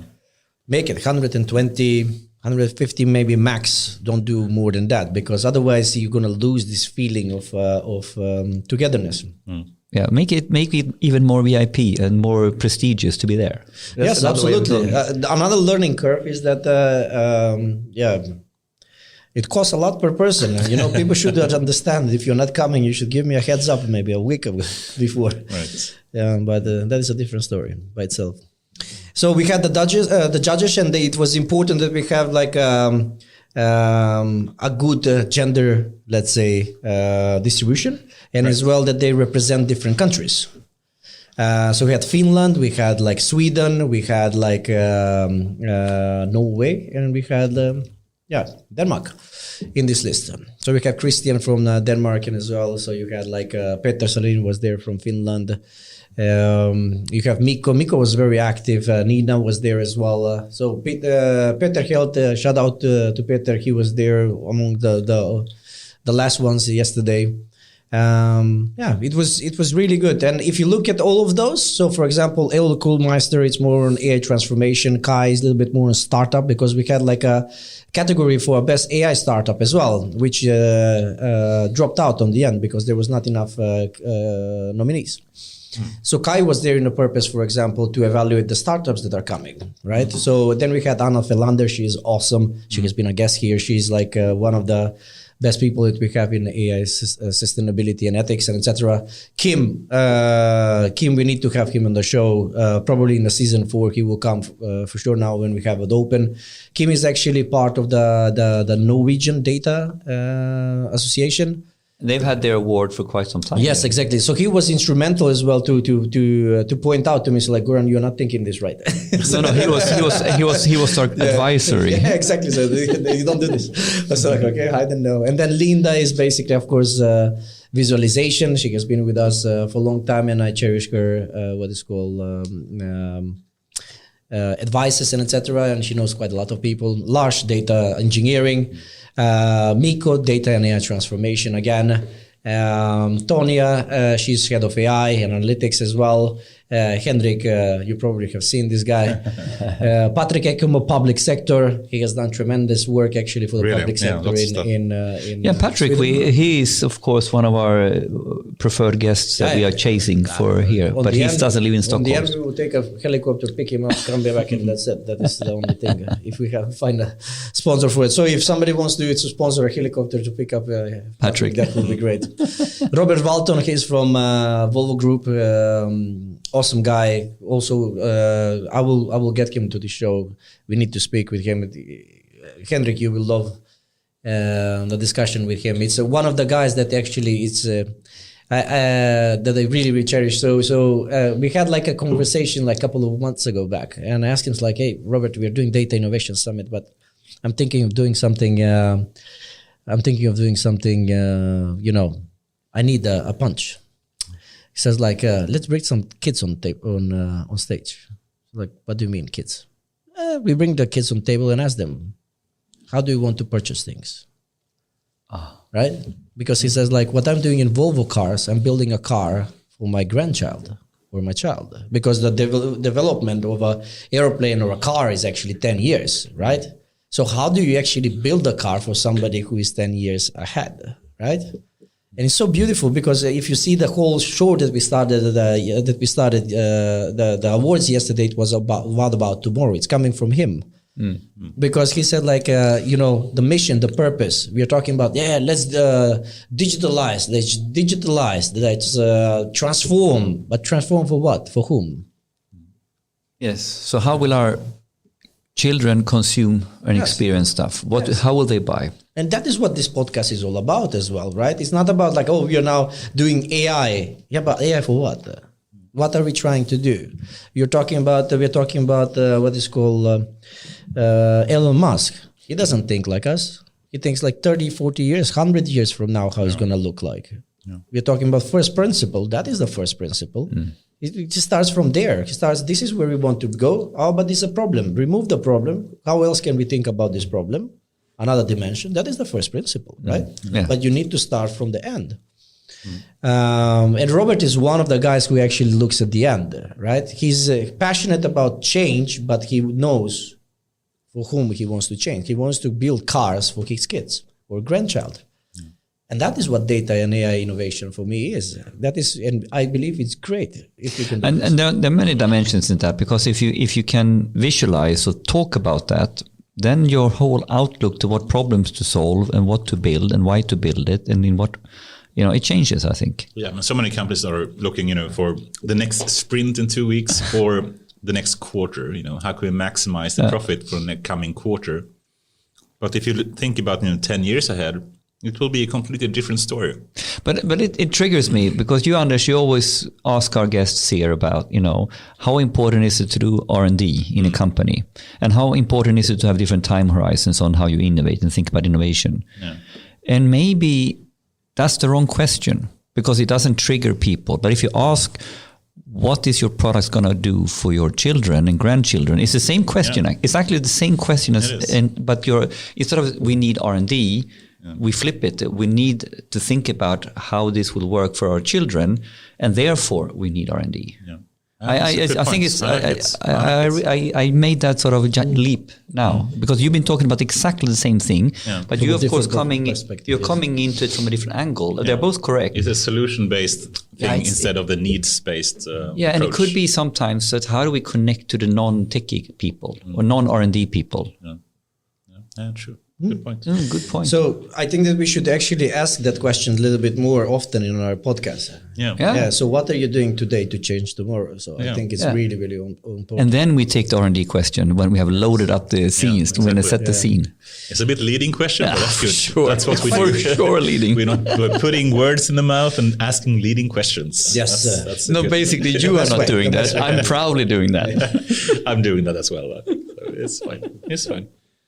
And then we go with Vanessa Eriksson. So she has been not many. I think that now many people know Vanessa Eriksson. When I approached her the first time, she was master data management responsible for Telia at that point of time for Asia Pacific. Thomas Buckner was actually, shout out to Tom. To Frederick Buckner was the head of analytics, and Vanessa was in that part as well. So I spoke with her. Even from there, you can see that she has a passion, and she has a passion to do. Really works on fostering talent. So she jumped from one organization to another, started quite a lot of projects. She was involved in Gartner as advisory for the master data management and etc. Then she opened, she started the Ping programming for kids, so teaching basically programming to girls. And that has been very successful. We actually started a project this year together. But she bailed on me on the last day. So if you're listening to this, we are doing that for sure. It's a beautiful project. I think that it will be really appreciated, by the way. So she's very innovative but she thinks about the legacy, right? And you saw her yesterday when she came on. She has a different purpose and mission than most of us. Then you have Peter Salin, of course. He's a CEO of co-founder, quite a lot of influential person, I would say, because he also they have a podcast as well by themselves. They have done a great marketing around this. Yeah. So I think they are the podcast rated highest. But they're from Finland. So in Sweden we're still highest. What do you mean? We are highest period in the Nordics. What do you mean? Yeah. Okay. Sorry, Peter. Then we have Maya. Maya was actually one of the winners yesterday. She's from Kone. She's a very driven person. If you haven't had a chance yesterday to speak with her on the next conference when she's coming, you need to speak with her. She's amazing. Risto Karinkanta, he's a chief analyst actually at Nordea Markets, so financial sector. Christian was in today in the club here as well. So I had a session with him. I told him why are you not staying for the podcast, man? He left around 4:00. He couldn't because we should have booked it and planned it. That was my fault. It was but actually you my know fault. that he's staying, so I knew. I even had a session with him, but I didn't connect. Yeah. I think we had a booking. That's the point. Yes, we did. But Christian should have been on the podcast because If he's in town, we should definitely have him. So Christian, this is the interesting thing. He's working from Grundfos. So if we are talking about like thinking differently, they have really distilled their purpose and mission and value. We are not like engineering company. We are water company. yeah. So That is our value. We provide they water. put the mission out in Grundfos, and I really think this is cool. What we are all about is intelligent water. And our core purpose is connected to several of the SDGs. So basically, they're working with water pumps, right? But essentially what they're doing is how can we bring clean water to third world countries and stuff like that. And basically, there's a lot of innovation in this. How you do that, how you do it cost effective, so that's the core, right? And now with based on their SDG goals, Christian is setting up one of the innovation labs here. And so they're basically gone out from their core purpose to solve SDG problems. What is huge problems that we can solve? And then they identify that cooling is one of the biggest CO2 problems in the world. So the fundamental topic of cooling, from air conditioning to everything, is making sort of the total CO2 usage per year is it's in the 5 to 10%. Should have more data centers in Sweden or in north of Sweden. That's it's like Microsoft just launched a new data center here in Sweden as well. They did. Gävle, right? It's nice. But it's interesting then because you start with a massive problem. How can we build a service or technology that basically reduces the cooling energy bill with 50%? How can we, what is that business model all about? So that's what he's working on, data driven. Super cool. But I like that whole idea. Grundfos is going for innovation around SDGs and intelligent water. That's a beautiful purpose. It is, but as usual, Elon Musk always have the answer. Just put up some, sun panels around it, and you have the electricity to cool whatever you want. Cool with the sun. Yeah, cool with the sun. It's probably the solution for most things. Yeah. Yeah, and I need to also shout out to Christian because when I started, this is a true story. When I started DAIR, and this is all the links to the whole importance of peer-to-peer and community. I said, look, I'm you know what I've been working on. We know each other. I was in Vattenfall. We're gonna build a sort of a training and consultancy company and all that. And we are thinking like this. And this is right when I started, right? And he said, Henrik, love it. Great idea. We should work together. But you know what I really want you to do? I want you to connect me like we've been doing peer to peer, and we should co-create and think about and share. And both me and Christian came from that sort of feeling that we love conferencing, but we not always do we have time to just go away and be inspired. We want to go away. We want to talk to people, and then we want to work towards our agenda at home. So then the whole idea was born. So how do we start not only knowledge share and inspire each other, but how do we solve problems together? And then basically, and very much inspired from what I would call the open source community. How we are, it just works, right? Someone is building a model and then latches onto it. But when it comes to managerial topics or how do we organize in those topics, well, it seems like the consultants is running around and copy pasting over, why don't we do peer-to-peer and open source thinking on that? And working together. I think that's one of the main thing we need to do in Sweden and Nordics and one of the great things with the DAIR Awards as well. And I think, as Daniel Gillblad once said, one of the directors of AI Sweden, why do we need AI Sweden? Why do we need a company or an initiative that is trying to coordinate all the AI efforts in Sweden? Well, it is a very simple solution. And he said it like in a few words. And normally, it takes a long time to explain something like that. And I was like, shit, he nailed it in 5 words. and it's kind of weird. But the 5 words basically is, we can't make it ourselves. We need to collaborate with other people. We are too small to do it by ourselves. Exactly. Yeah.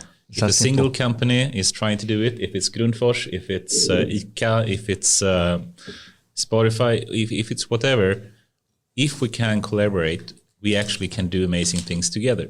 But to make that happen, we need to have some kind of initiative that helps people to connect, to help people coordinate. AI Sweden helps to coordinate. I think, what their awards and what Hyperite is doing, and Goran especially, is really making people connect. And I think that is such an important initiative to truly accelerate the use of data and AI. So it's the only way. It's the only way, right? The only way. I think that he nailed it very good. We cannot do it ourselves. Yeah. Okay. So imagine if we got all the 80 people that were there yesterday, and you create company out of that. Yeah. Okay. And we actually do collaborate between them. Just these 80 people, we just start a company. Yeah. It will be the best company. It could compete with any tech giant. Exactly. Right. Imagine.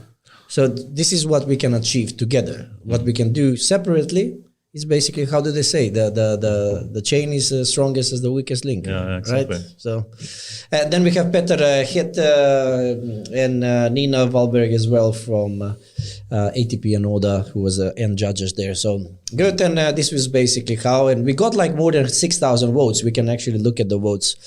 How did it go? And it was beautiful because, as I mentioned, this was like this was a community awards. So this was not like it was open. Everybody could vote. And then the interesting thing is that some people took it very seriously, and some people didn't. Right? So some people just like, hey, vote. They were pushing for people to vote. Not for them, but to push basically just vote. And you can see the data actually changing every day. Suddenly you have like 2 weeks ago, we had one winner. Then you wake up the next morning, it's a completely different winner. Right? And in some, it was obvious immediately, like, okay, he's going to win or she's going to win, and etc. But in most of the cases, it was just basically like this all the time. And then when the companies get in, and I think that one of the guests yesterday, I would not mention the name, so we was talking about it, and he said like, Ben, you look a little bit like, what is going on? I'm a little bit frustrated. He says like, it's like, why are you frustrated? So like, you see, nobody from my company pushed it. And I spoke today with another guy. So like, hey, we got a winner. Let's send some flowers to the winner, because these guys yesterday celebrated her. They did everything and etc. He speaks about the company inside. Let's send her flowers. Let's show that we are appreciating her, right? And just think about this, because what I'm trying to say is actually going back to the purpose of these awards and the purpose of why we started Hyperite. If you recall on that thing, it became from a frustration a little bit, because there is not enough acknowledgement for the people in this area. Especially in the middle management. We did like a videos with you, which was the from data to value. Remember when we were shooting upstairs and etc., trying to find new ways. Why we were doing this? Because we wanted to put the pink elephant, to point out on the pink elephant in the room. We need to talk about this way more. I mean, like, and this goes all the way back in politics, that we can do some lip service and in general stuff, but I mean, like who we had here as a guest who writes a book on AI, Fredrik, and is basically giving very scientific proof and examples that we are not paying attention enough to this. We are not really talking about it enough. And he was really frank and almost harsh to politicians as well. Yes. About their lack of understanding and because of the lack of understanding, their lack of interest, and because of the lack of interest, the lack of connecting how much they need to invest and what impact it could have. Yeah. And what other companies or countries are doing. Yeah. So, and then it comes all the way back to Goran then. So this frustration, how do we get it up on the agenda? And why isn't it an agenda? Because if you're a practitioner and you kind of see in the light, you see like we are mad not to pursue this. It is, for sure. And keep in mind that we are saying like there is a brain drain. We need people. Every time you ask like, well, how can I help you? Kai usually ask this like, how can I help you? How can recruiting? And I say like people. Yeah. So if you need people, then probably you should start by treating the people that are working, that are really powerful, like what is called important for you. You need to cherish them a little bit more. So I think we should pamper a little bit more people in this, because we Right. know that the future is in data and AI innovation. So why do we need to do a DAIR awards? Why don't the organizations just put them in a pedestal there? And it was obvious that some companies really truly believed in this, and you can see in the voting, because they were pushing it. They were proud of it. They would take like a picture of the person. We are very happy that this person has been nominated from our team, from our company, and you can see the votes that are jumping. Yeah. So it was a community, it was appreciation award. But It was in that big. sense also, I mean, like, and then you can argue, okay, if one organization is proud and pushes their person and their nomination, of course they will get more votes, because Yes. they will rally the whole company around it. And I say good for them. Yes. Really good for them. Because the idea was not to have like a winners or losers yesterday. It was about us having a platform where we can celebrate together. And of course, And also somebody's- bringing like a rock star status to data engineers, Yes. to ML engineers, and people that actually are doing the super important work that we need to do. And this, they should get recognized for that, I think. It's much more important than being a actor, I think. This Exactly. is people that can truly help improve the Swedish society. No, and it is about awareness, and it's about the recognition. It's about role models. Ultimately, to build the pipeline of talent and to find examples that makes our kids want to go. I want to go STEM in my university. Right, right. So and we talked. I talked with Elena about this yesterday, right? I mean, like then we come into another hot topic, like how can we have more women? Exactly. We should show the DAIR awards to people in school, because they will think, I want to be on the stage in DAIR awards when I grow up. Why not, right? Why not? Right. It was actually a really, really good. We got like a lot of. And you made an diversity. effort. We made a real effort. No, if you look at the winners, it's actually really, really good. And in gender equality. But it is, diversity, and everything. the winners yesterday, I think, is quite gender. Ultimately got a prize yesterday. Was it more women than men that got prizes? I think that actually it did. And I think that's fantastic. Really good Yes. fun. Yes. It both means that we had the talent to be up there. It meant that the community cheered on these role models and pushed them. And I think it's amazing.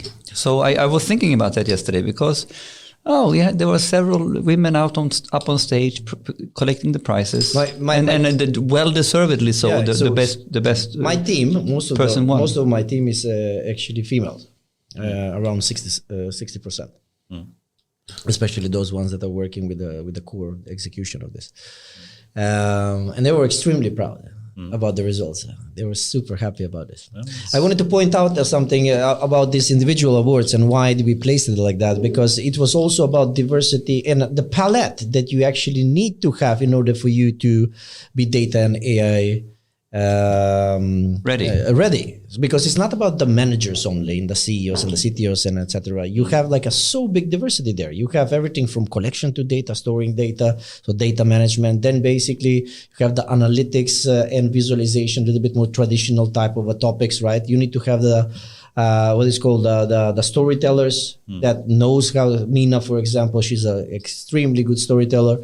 You need to have the data science, and only data science. If we put like awards only for data science, then you can actually just spread it like a harmonica almost, right?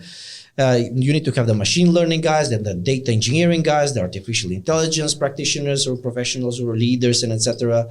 Then you need to have the ones that are transforming the businesses, the ethics ones, which is very important, and then finally you need to have those ones that are boosting the what is called the community forward. So the influencer. That was the thought behind it. How can we actually show the full palette? Because what we usually do wrong is like, we want more kids in, more people in data. We want more people in, more female in data, and etc. But you need to also show them what are the different things that you can do in this area.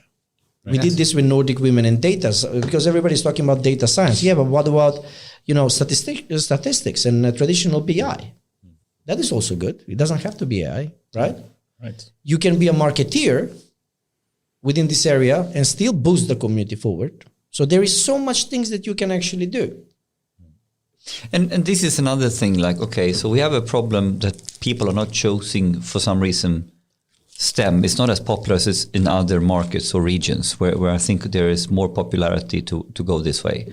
But you could easily flip that by doing media and marketing with the data twist.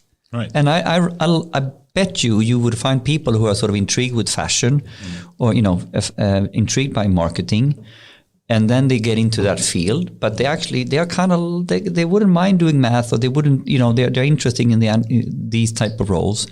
So I think here we can also start thinking about how can we now, if we don't have a basic STEM interest, how can we get the STEM interest as part of the marketing interest or the media interest? I think the best one you can do is actually doing awards like this to show that people that actually do understand the math and statistics and STEM education are the people that are going to be celebrated. They are the people that are going to be on these kind of award shows. Then people perhaps are starting to think, perhaps I shouldn't be like a singer or an actor. I should be a fucking data engineer because then I'm the rock star.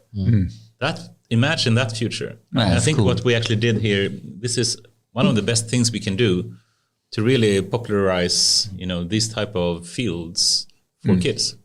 And I believe this is what we are doing with this podcast. Right. So I want to put another dimension on this. What is also important that many people say, like, okay, you need to be educated, mathematician, etc. But if we went through all of these award winners and some of that were nominated, if we ask them, and what we do on the podcast here is that we actually try to show people that there is a different ways how you can get into the area. Yeah. You can be a chemical engineer and then study, let's say, analytics a little bit,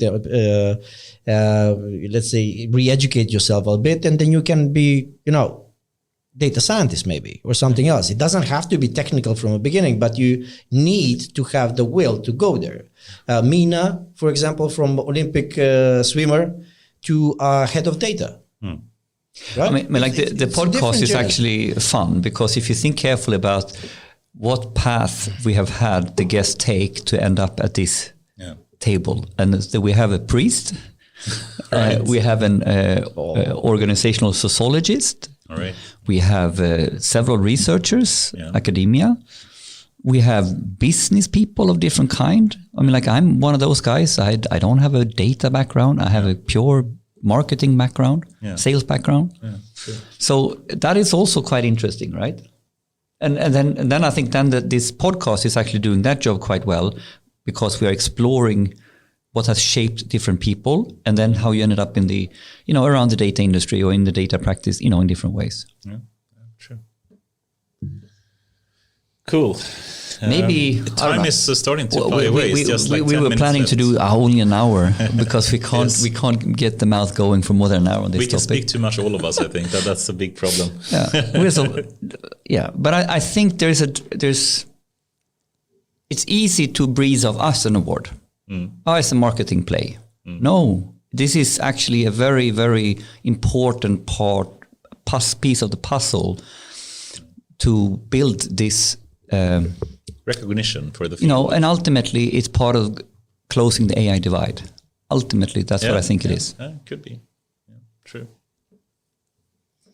Yeah, so if we continue forward, you get 2 more minutes. Yeah, 2 more minutes. Now, but then we need to go to and shout out to Errol Kuhlmeister. He did a fantastic job. And actually, it was quite fun on the stage yesterday because it's like yin and yang on stage. You have one guy who's sort of perfectly rehearsed and dramatic, and then you have the Joker in red shoes. It was a little bit like that. We all loved it. We all loved it. I woke up this morning so like, you idiot. I was like, let's watch it. Like, I will never watch that thing. I want to bury that in the sand. But we were saying it at our table. Like I was sitting next to Olof at ICA. Like, I think this is great. And we said like, don't change this. Yeah. This is fun. It's cool. It's relaxed. Don't change anything. It's not overproduced. It's not like pitchy. It's just, people having fun on stage. And that's great. It was fun. But let's move very closely basically to this now. So we have, if we look at the winners from yesterday, so we had like, the first one was on Data Management Professional of the Year. And it was quite a lot of people. So we had like Anders Forsberg from Swedbank nominated, Olof Granberg from ICA Group. We have Sebastian. This will take too long time. There, and everybody else. So it was around 15 people there. And the winner was basically Vanessa Eriksson from Zensect, she is right now Chief Digital Officer and SVP there. The award was sponsored by Workday, so they basically promoted they handed out the award to Vanessa. She had a wonderful speech and opening. It really felt like an Oscars at that point of time. I said like, okay, this is going to take hours. This is going to get chaos. But it was so nice. It was so nice, and I'm so glad that he actually won. And if we are looking actually at the data stats as well. Yes, proper data driven here. Yes, exactly. So if you're looking at the data, she slaughtered it basically. She really. It's a big leap. Yeah, it's a big leap. So there was nothing there at the beginning. We had like I think the closest to her was Ruth Sara Sommar and Anders Forsberg, and after that there was no else. So she was quite in a lead there. So there was that is it. So we cannot say anything more. And then we had the second category, which was basically Analytics Professional of the Year, and this was a very tough one because if you look at that lineup, man, look at that lineup. This was so big. And the winner there was Maija Huvila, who is the head of analytics at Kone. So the first two awards went to a female. Immediately you can see that this is good now. So I was super happy with everything, how it was developing. And this was as well very tight. So if you see it, we had like Katarina Hansson was there. Then we had Giovanni Leoni from IKEA. Katarina is also in IKEA these days as well. So it's two IKEA guys, and then my one with around 3% margin between her and Giovanni. And then, of course, we had Dachil Ullman after that, and etc. So after that, we had the data visualization storyteller of the year. And even this is beautiful. Bjorn Idren was there, and Linda, and Peter Johnson, and Iris, and it was beautiful, this one as well. And the winner there was Frances De Silva. She's from Nets. She's from Norway. And maybe it was a surprise to many, because if you look at this data, and if you saw basically what was happening behind Jesus. Yeah, so at the beginning, Bjorn Idren was leading, like he was on top, and then it changed quite rapidly. So we had Frances De Silva, then Linda Borelius together with Iris with the 50%, and then Bjorn Idren was on the fourth place with 9.2% of the entire votings here. And it's around 1,000 votes, right, for that one? Yes, only 939 responses for that one. So it was quite popular one, actually. And I'm happy that Frances actually won, because I'm not sure that people actually understand who she is. She has been driving the data, the business intelligence community in Norway for a long time. Yeah, so I think, long time. But typically, this is like she maybe is not so well known in Sweden, but in the Nordics, right? In Norway, she is like. But from a Nordic point of view, in Norway, she's a rock star. So it was great that she actually won. I was very happy with this.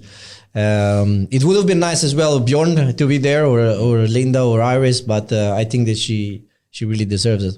The next category, it was Data Science Professional of the Year. It was sponsored by Databricks. And here we had, also it was very tight, and the ultimate winner on the end, it was Salah Franzen. Used to be in SAP. Right now she's in IKEA Retail or Inca Group. And one of our friends from the podcast. Yes. We love Sala. Yes. We truly love Sala. She's right now data analytics director in pricing. And if you look at DAIR, it's a really it was until the very end, so 860 responses and etc. And Sala won with 13% of the vote. The next one after that was Alberto Barroso, and I don't know. After that, you have Aneta Hultaker from Annette Scania. From Scania, Yeah, Annette. So, yeah. The next was the machine learning, I believe, the machine learning professional of the year, also sponsored by Databricks. So here the winner was, it was also very tight, Victoria Chudinov from Dixa Group, data scientist there. And if you look at the data for that one, as you can see, she was 22% of 23 almost % of the votes, around 940 votes in general. So the second one was on it was Mina, and then after that you had Alessandro Canossa. He's he's the speaker from the gaming industry, and then Fredrik Olsson as well. So Fredrik was at some point of time really up, and then it changed. But it changed quite rapidly. I'm telling you, it was. If we had a little bit more time, this would have been completely different as well. Carltome as well is there, but the most technical guy of all. Yes, he ended up with a 5.3%. But he's I don't know if everybody knows Carltome. Like that's also who knows you and stuff like that. I mean, being technically knowledgeable, which he is in extreme, is one thing. But sometimes you need to have more stuff as well. Yeah, I mean, like, and be out there, speak a lot, talk on the conferences and all that. Mm. I mean, he's an awesome guy. Yeah, I spoke with him yesterday and said like he was such a gentleman yesterday. He said like none of that of this is more important than me being here together with my colleagues. Mm. Yeah, only to be here and. He said, like, at the beginning, I was thinking, like, okay, this is going to be a little bit like, like this. But when I was there, he said, like, I felt that this was the point. It was not the award. It was me being there. So I think it was really nice. Good. So after that, we go with, let's go Artificial Intelligence Professional of the Year. This was also sponsored by Databricks, and even Anders was nominated here. This one is actually, if you look at it, look at that list. That is like Matthias Frass, he was here. Robin Johnson, Volvo Cars, Nima, he was here as well. Swedbank, Errol, Fredrik Heinz, Peter Salin. That's a really lineup. It's a really good lineup. I didn't even talk to neither Matthias or Nima yesterday. I feel bad about that. They were also friends from the podcast, of course. Yeah, it was, I don't know. I got stuck in one part of the corner of the building. This one was actually until Ater Gatami also was, Christia Gutman was also there. So these are all basically people that are upcoming or they have already been to the event. And the winner was, ultimate winner was Elo Koolmeister. And as you can see, he basically won with around 17%. This was above 1,000 responses individual. Here, so and then we had like Sylvia, we had Peter Salin on the third place, and then the fourth place is Sophie Nesbet.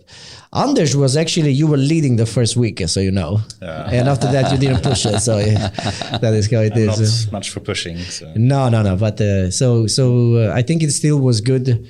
Christian Goodman was on the fourth place, I believe, or third place actually, with 11.4% of the votes.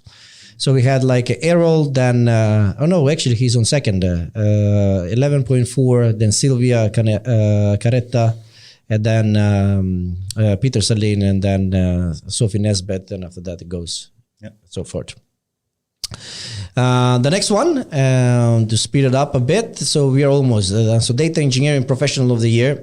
This was a tough one because it's like I wish we had a little bit more nominations here. I mean, every single one of these people deserve to win. But the ultimate winner was actually Lotte from Grundfos. They have done a little bit of a mistake in this, so I need to speak with my team about that. Errol has hacked the presentation. Put a hack on it. Sure. And Lotte killed it actually with 25%. So everything above 25%, you know that you have ultimate winner. And she was like, she actually hold this ground for at least like 2-3 weeks now. So she won with 25% of the votes. The second one was Irene Gonzalez. With 17.2, and then Rocky Yang was on third place with 15.7%, and then Lars Arvidsson with 14.5% as well. Every single one of them, all of these 5 people, or they should, they should deserve whatever, man. Yeah. It was they have done so much. Okay, and then AI Transformation Leader of the AI Transformation Leader of the Year. Again, a crazy lineup here. Everything from Ingo Paz to Mina to Elin and Göran Skördel, Diego, who was here, Robert Walton as well. I mean, look at that list. This is like the powerhouse I think that in general, these guys are basically responsible for over 500 billion budget in data analytics in AI, if you look at that. And the winner was actually Girish Agarwal from PIAB, Chief Digital and Information Officer. And he won with, it was tight, so he won with 18.8% of the votes. Followed by Ellen Allison. We need to get her on the podcast, for sure. The Telia person, right? Yes. She's amazing. She's amazing. And then Martin Johansson on the third place. Then we had the last 2 individual, which was basically the AI Ethics Professional of the Year. And that is here we had like only... if you look at it, it's only females on that list. Super good. I mean, it doesn't matter, but it's we had Sylvia there. We had Anna Philander, Elena Kjell from H&M. We had Catherine. We had Agnes. And the winner basically was Josephine Rosen from SAS Institute. Great. But we need to get more male into AI ethics. Yes, that is obviously from the stats actually, right? But she killed it with 30%. Actually, if you look at all the data, she's the most ultimate winner within our category with a 30%. At the beginning, it was, I think it started with... it started with, if I remember, it started with Anna Philander, and then it started developing quite rapidly. So now we have Josephine 30.7%. The second in place, it was Evelina Antila, who was also on the podcast here, 14.4%. Then after that, we had Elena Kjell that was supposed to be here with us today. She's booked now for 3rd of February. So if you're listening, tune in on that time. And then after that, we had Petronella Posti, who was also on the podcast, and Silvia Carretta on a 4th place with 9.9% of the entire votes, around 840 votes in general. And then the last one that we had for this year, it was actually the data and AI influencer. And also this list is like amazing. Kai Andersson, Henrik was nominated in this list as well. Errol Sawmill, Dan Summer, Patrick Couch was there now from Solita before. He used to be, he was the number 2 of this podcast, I believe. Anders was also nominated there. We had like Christian Goodman, Anna Philander, Robert Luciani, Sahara Sadi.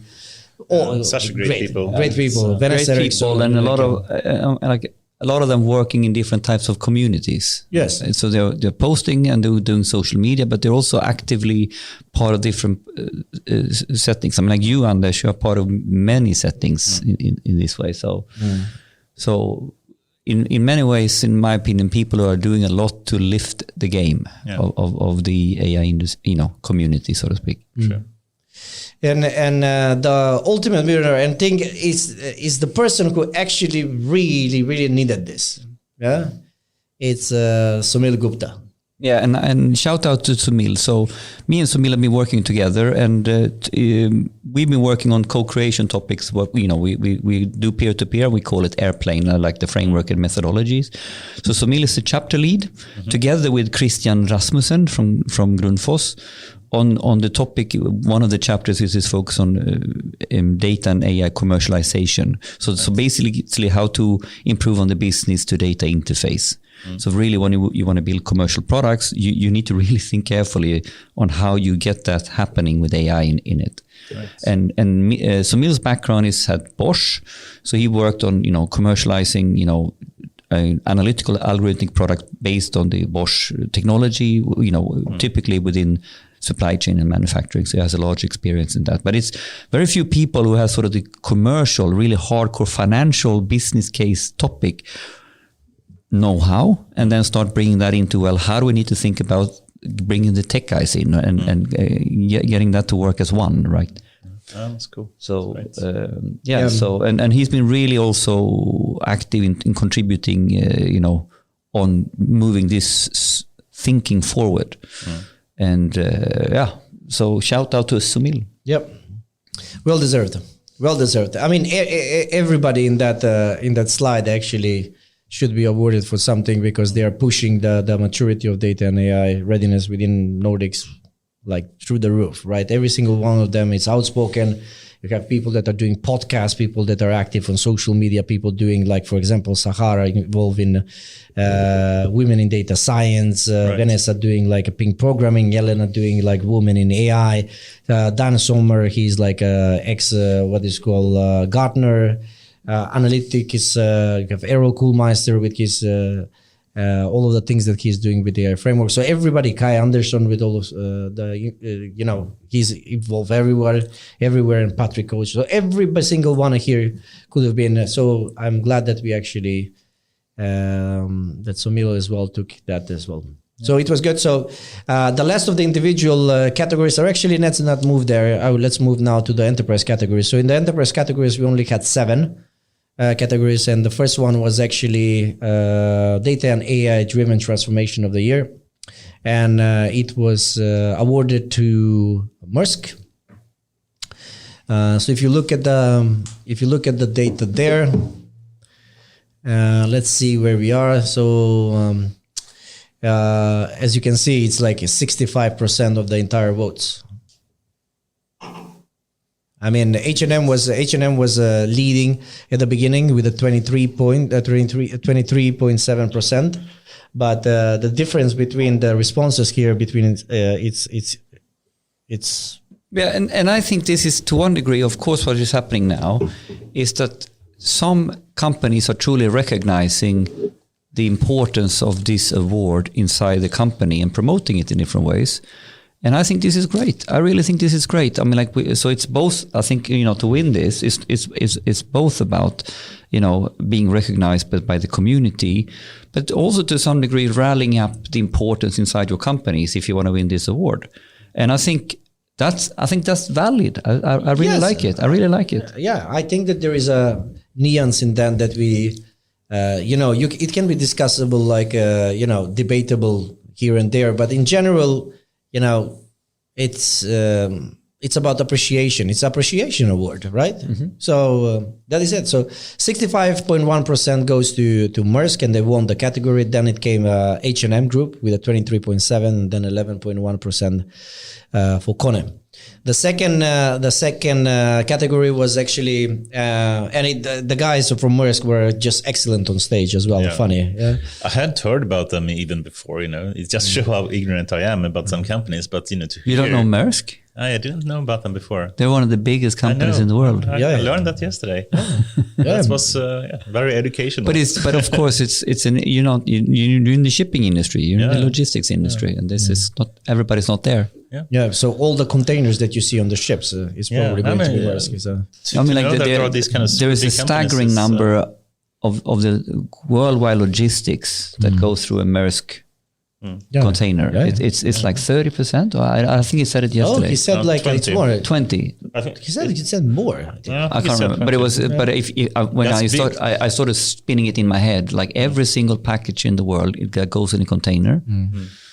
Crazy. And the award went for their solution in logistics, actually, that they were doing.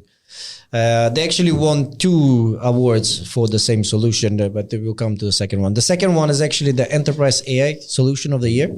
And here it was between Stora Enso, Unity, and Oda. And Stora Enso, pulp and paper company, won with 38.4% of the votes. Then we had 32.1 dedicated to Unity, and then we had 180 to Oda, Denmark as well. The third category in enterprises was the most innovative use of AI ML of the year, with around 600. 50%. Yes, and if you see here, we had like so the award was, the category was the nominees here were Telia, Swedbank, IKEA, and Soundtrack Your Brand. And Soundtrack Your Brand, it was leading at the beginning. And they did like a very, very good marketing around it, and shout out to everybody there. And but they were celebrating. They were going and commenting on IKEA. Yeah, let's do this. Let's win this. It was beautiful, man. And then on the end, IKEA won with 49.4% of the entire votes for this category, followed by Telia company with 16.9%, and then 17.3% to Soundtrack Your Brand, and then 16.3% for Swedbank. The fourth enterprise category was for best use of predictive prescriptive analytics of the year, with around 700 responses. Keep in mind that the enterprise categories were announced a little bit later. That's why we have, like, for example, you had around like 4,000 votes on the individual, and here we had around like 2,000. It's a little bit shorter than that. Best use of predictive and prescriptive analytics of the year went to, it was between Tetra Pak, Maersk, and IKEA. And again, it went to Maersk with 68.2%, so a complete slaughter there. The second was Tetra Pak with 16.4% and 15.4% for IKEA. I have to say that I started noticing at some point that it really has to do as well with the description of the project. So more detailed it was, more votes as well people get, because they got like also the understanding of it.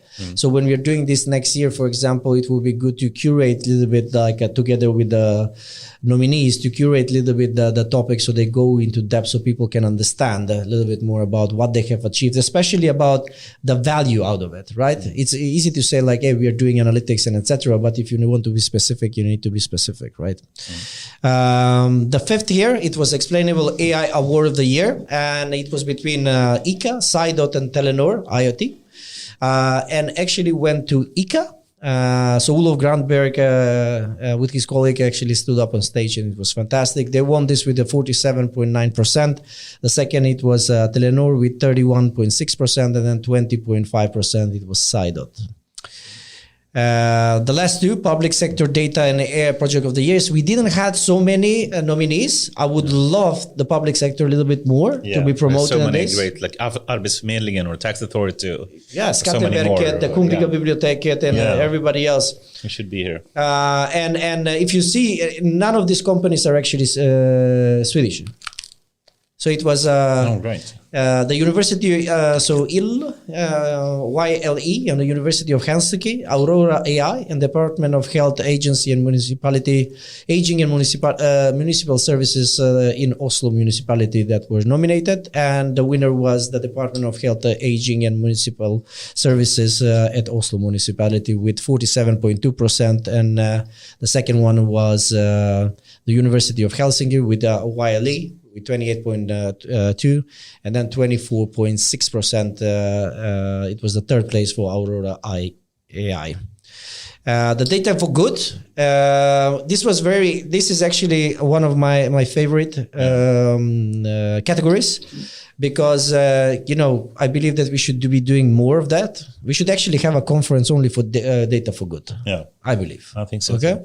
And it was between three companies: Telia company, YLE, and University in Helsinki, and Korti on the end.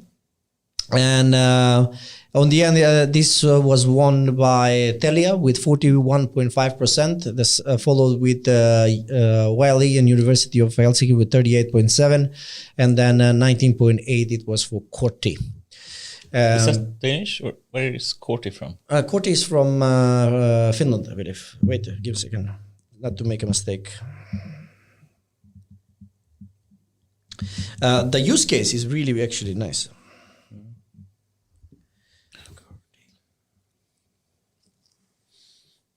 Danish, yes. Danish, yeah. No. Good. Digital assistant augmented medics in improving patient outcomes and internal performance.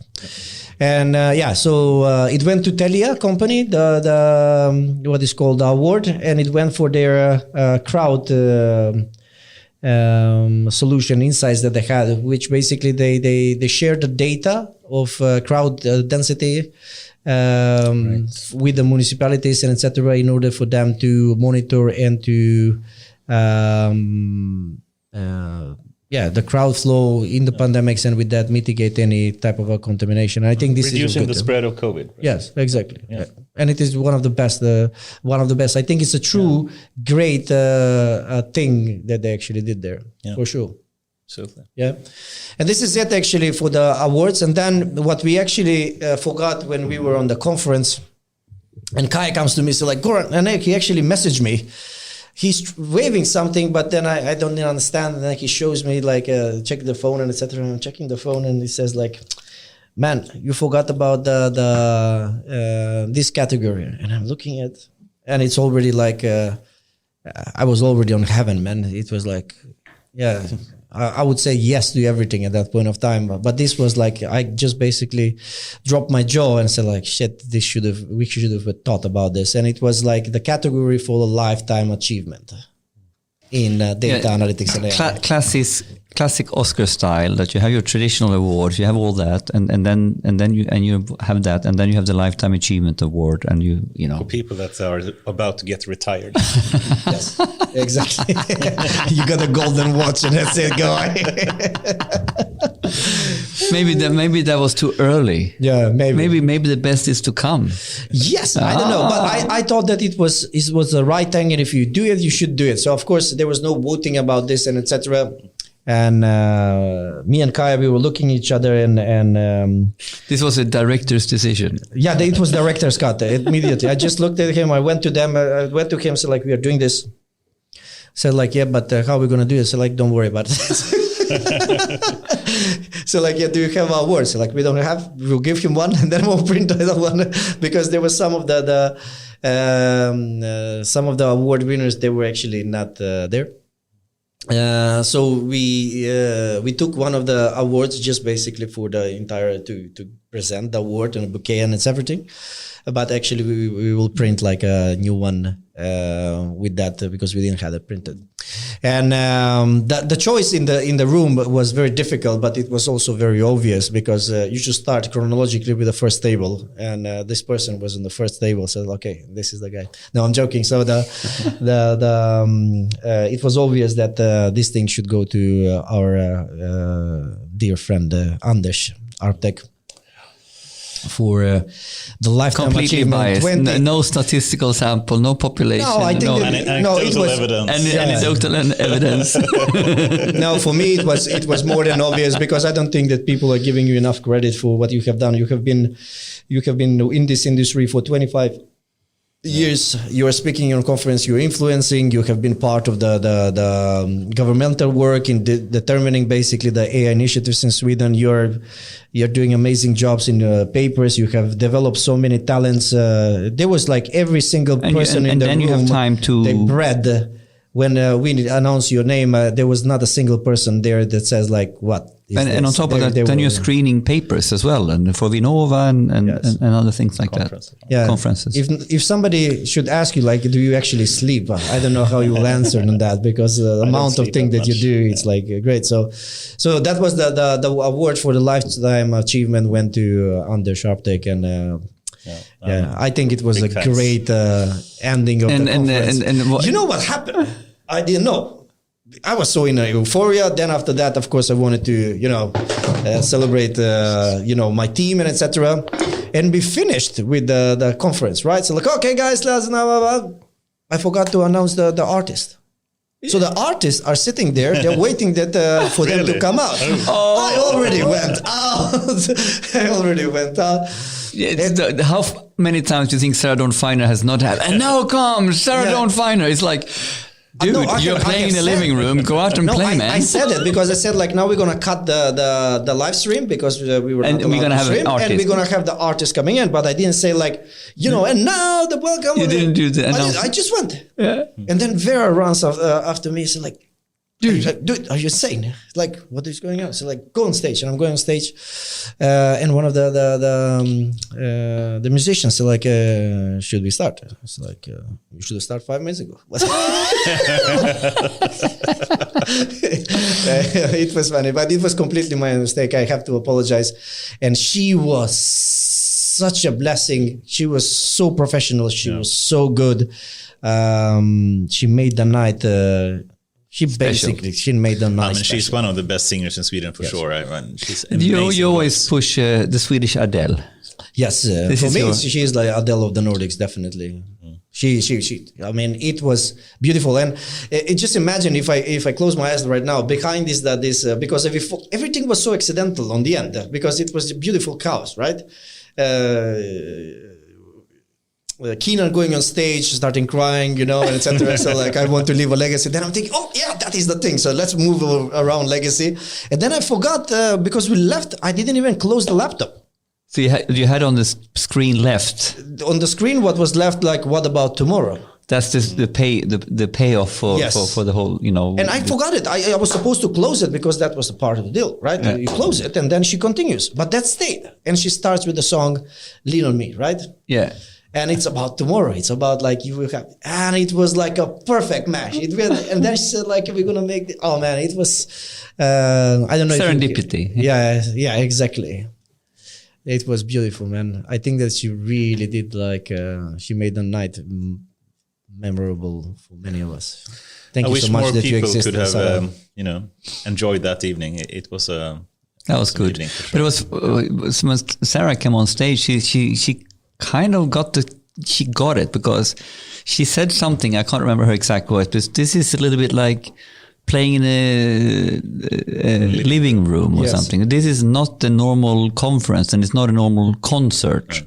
We are just hanging out in relaxing and listening then to her beautiful repertoire. Yes, it was beautiful. So thank you for existing, Sarah Dawn Finer. It was beautiful. Yeah, and that was it. So this is not the last episode that we have. We have one more episode, but that one is going to be the last one for this season. So this is why we wanted to do this. Yeah. I mean, this was an improvised one because, the person had a corona and whatnot or some symptoms. So we just have to improvise. And we thought, we're just going to do 1 hour. Now it's 2.5 hours later. Shut up. It's so typical. And we have went only through half of the season. We should have gone straight to here. We should have kept it. This is the topic. Yeah. No, but it was good. I think that it was a great episode. And next week we are welcoming, I hope that she's going to make it, Aurora. Belfrog.